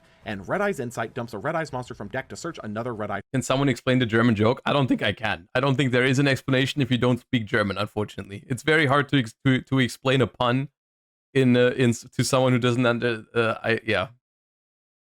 Spell Trap. These two would help form an FTK of sorts for Red Eyes, specifically in that Meteor summoned with Red Eyes Fusion and then 2 copies of Inferno Fire Blast would be 8200 damage, which while an extremely inconsistent FTK thanks to Inferno Fire Blast not being searchable was still one to be aware of. Denglong, First of the Yang Zing, is a level 5 synchro that searches a Yang Zing card on summon, can dump a worm to copy its level, and floats into a Yang Zing when it leaves field. This first effect would standardly be used to search their new counter trap 9 Pillars, which by popping a Yang Zing at the end of its effect was an Omni Negate and Shuffle Back, making Denglong a level 5 synchro with a generic Omni Negate, which would be attractive for many strategies. Vermilion Dragon Mech was a TCG exclusive level 9 synchro that could banish a tuner and grave to pop a card, and if destroyed by card effect, recur to banish tuner, being a solid option for Blue Eyes. Lastly, Dimensional Barrier could lock the summon and effects of either rituals, fusions, synchros, exceeds, or pendulums for a turn, being an extremely powerful floodgate to an entire mechanic of your choosing, but was also seen as problematic immediately because it listed all of the mechanics it hit, meaning that if a new mechanic came up within a year, as many expected would happen as we were coming up on the 3-year mark since Pendulums, Barrier wouldn't affect it. Still, for now, it was an extremely useful floodgate, which would find its way into various decks immediately. YCS Rio would be a week later, and though ABC was clearly still the top dog in the format off of this, a shakeup had happened with Metal Foes rising up the ladder. With the additions of Alcahest and Mithrilium, Metal Foes had ditched some of the more niche options in its arsenal for more standard pendulum pieces like the Magispector package and Luster Pendulum, turning it into the go-to pendulum deck of the format. Painful Decision was also starting to get more popular in the deck for accessing basically whatever scale you needed, as now with Mithrilium, the dump scale wasn't gone for good, as you could just float back into it later, or Painful Decision is just another one of those cards that you should not think about too much what's happening on the artwork. We don't talk about the fact that either Ojama Black or Ojama Green is going to die and eaten by the shark. cycle it back to the deck for her bounce effect. Paleozoic would find its first top here too, utilizing the frogs as an engine to access rank 2s on the first turn, either for Toad, backed up by a series of traps, or for Opabinia to churn out the Paleos on the first turn without needing to set them first. As the deck was super reliant on traps in the first place, it made sense that its lineup would be chock full of floodgates and counters to top strategies, such as Anti-Spell, Floodgate Trap Hole, Quaking Mirror Force, and Barrier Statue of the Torrent. Most interesting here was Waboku, we don't need which served those. the purpose of being protection for your summoned Paleos, as well as We being chainable don't to any need removal, those. which in turn also triggered a Paleo engrave, 13 extra, it's probably just an incomplete list. making it an incredibly important inclusion. Like, I'm looking at this, there was definitely a Dante missing Galileo for de cherries. Abaldia, the 2010s Worlds winner, would take the event on ABC, with the only real change to the deck being the inclusion of Dimensional Barrier, as ABC was one of the best decks to utilize it since it could pivot between fusions and exceeds better than some other strategies. This would lead us into the last set of the year, and with so much changing so fast, many were curious if the last set could bring another shakeup before the year closed out. Dude, Abyss Actors. I don't want to talk about Abyss Actors. Destiny Soldiers. Release date, November 18th, Is this the Dark Lord one? 2016. Set type, deck building set. Major strategies, Destiny Hero, Abyss Actor, Dark Lord. Impact, 1 new rogue level threat. Destiny Soldiers was the last set of the year, bringing 3 dark attribute archetypes to try and shake things up one last time. Abyss Actor would be the first of these, being a series of pendulums focused around their spells, the Abyss scripts, which had different effects based on whether they're activated or destroyed while set, which unfortunately were not successful at the time in the slightest, even as pieces in a pendulum pile. Destiny Hero would be the second of these, bringing new support to the strategy focused around their cards Aster Phoenix, Dude, Drill Dark was insane in Duel Links. Used in the recent stint of the Arc 5 anime. Drill Dark can summon a D hero from hand on summon with attack less or equal to itself and deals piercing. Dark Angel can discard itself if you have 3 or more D heroes in grave to summon a D hero from grave to the opponent's board, negating and destroying any spells activated by its controller, and can banish itself and another D hero from grave in your standby phase to have both players stack a normal spell from deck on top of their deck. Celestial can pop an opponent's face-up spell when it attacks to burn for 500, and can banish itself and another D hero while you have no cards in hand to draw 2. And Dystopia is a fusion of 2 D heroes that can burn for half of a level 4 lower D hero's attack in grave on summon. It can turn its attack back to normal if changed to pop a card on field on a quick effect. Needless to say, this support lacked a lot of focus, but it would give Hero a couple of interesting tools for the future to play around with, not really changing the strategy's position for now. Lastly, and most importantly, were the Dark Lords, most of which shared an effect to pay 1000 life on quick effect to copy a Dark Lord spell trap effect from grave, then shuffled it back into deck. Ixchel could discard herself and another Dark Lord card to draw 2, Texcatlipoca could discard itself to prevent the destruction of Dark Lord monsters, Nastin could discard 2 other Dark Lord cards to summon itself from hand, and Amdust could discard itself and another Dark Lord to recur a Dark Lord card. Morningstar was the only one here without the copy effect, able to summon Dark Lords from deck on tribute summon up to the number of effect monsters the opponent had targeting protection while you controlled another Dark Lord, and can mill cards up to the number of Dark Lords you control to gain 500 for each Dark Lord card milled that way. As for their spell traps, Banishment searched a Dark Lord card, Contact revived a Dark Lord, Rebellion could send a Dark Lord from hand or field to grave to pop a card, and Enchantment could do the same to brain con a monster for the turn, with the traps notably skipping their costs if used by the Dark Lord copy effect. This would be a bold departure from the GX era cards, although Desire and Superbia specifically would also be useful for this new version of the deck, giving more swarming and easy spot removal for the strategy. Though it was a competent deck for sure, Dark Lord being a deck of high-level monsters with only 2 reliable ways to get one on field initially left the deck in a position of bricking a lot, which in turn meant that for now, Dark Lord would be relegated to the ever-growing gallery of rogue-level decks. YCS Anaheim would follow 2 weeks later, and with a new pool of cards from Inov, new strategies would start popping up. Toad and its consequences would result in the appearance of not only Mermail, taking advantage of the new Bahamut Shark target to regain some of its relevance. No ban list? I mean, it was never going to happen yet. What are you talking about? Lost with the shuffling of the meta, but also in, of all places, Hero. Because Bahamut Shark could access Toad, the deck had resorted back to an old favorite, being Bubble Man, as it could be half of a Bahamut This deck's crazy. Shark very easily either with another copy of itself or with 10 goldfish, which had always been considered for a Shadow Mist enabler, but never really had a reason to be played over something like Goblinburg until now. As such, the inboard of Dark Law and Toad would become more and more common as Hero rose back into a tier 3 position in the meta. Guess what I played? I mean, I know you played the Hero deck. 2 top spots on its first outing, being able to mitigate its bricks in a Swiss setting, but crumbling a bit in single elimination. Falling out Dark Lord Zerato. They were down bad. out in Or top allure 32, and trade though in notably target. playing 3 copies of Dark Lord Zerato from Phantom Darkness as a 1 tribute board nuke. Yang Xing would see a top here mostly thanks to Denglong in addition to the Metal Foes, enabling the Yang Xing float effects in a major way, which in turn allowed for the deck to set up both Denglong and Zephyr Nui, which resulted in multiple 9 pillars to form a defense. This deck is also wild. Elvis Vu would take the event on ABC, utilizing the Brilliant Fusion engine as a way to flood board, and to access the ABC pieces on the light dump for easier access to the Fusion ABC itself. YCS Bokum would be 2 weeks later, being the last YCS of the year, and with it, we'd see the meta actually balance out again between its top 4 decks, being that of ABC, Metal Foes, Paleozoic, and Hero. Paleo had shown the most growth here over time since release, as it had trimmed its monster and spell count down to about as low as it could Is this mine? No, this is not mine. I didn't play Picaya. go, being that of a Did I play Picaya?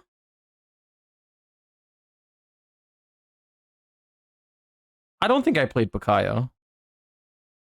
I played Picaya? Frog Engine, Maxi, and Desires, Okay. leaving the rest of the deck to be Impact Traps and Paleos, with probably the most interesting pivot here being that of Reckless Greed, filling a similar niche to how it was used back in Dark World to stack multiple together without Seems like something you should know, not us. Because I feel like I remember playing or going back and forth between playing 41 with Picaya or 40 without Picaya. I thought I decided playing 40 without Picaya. I'm looking this up right now.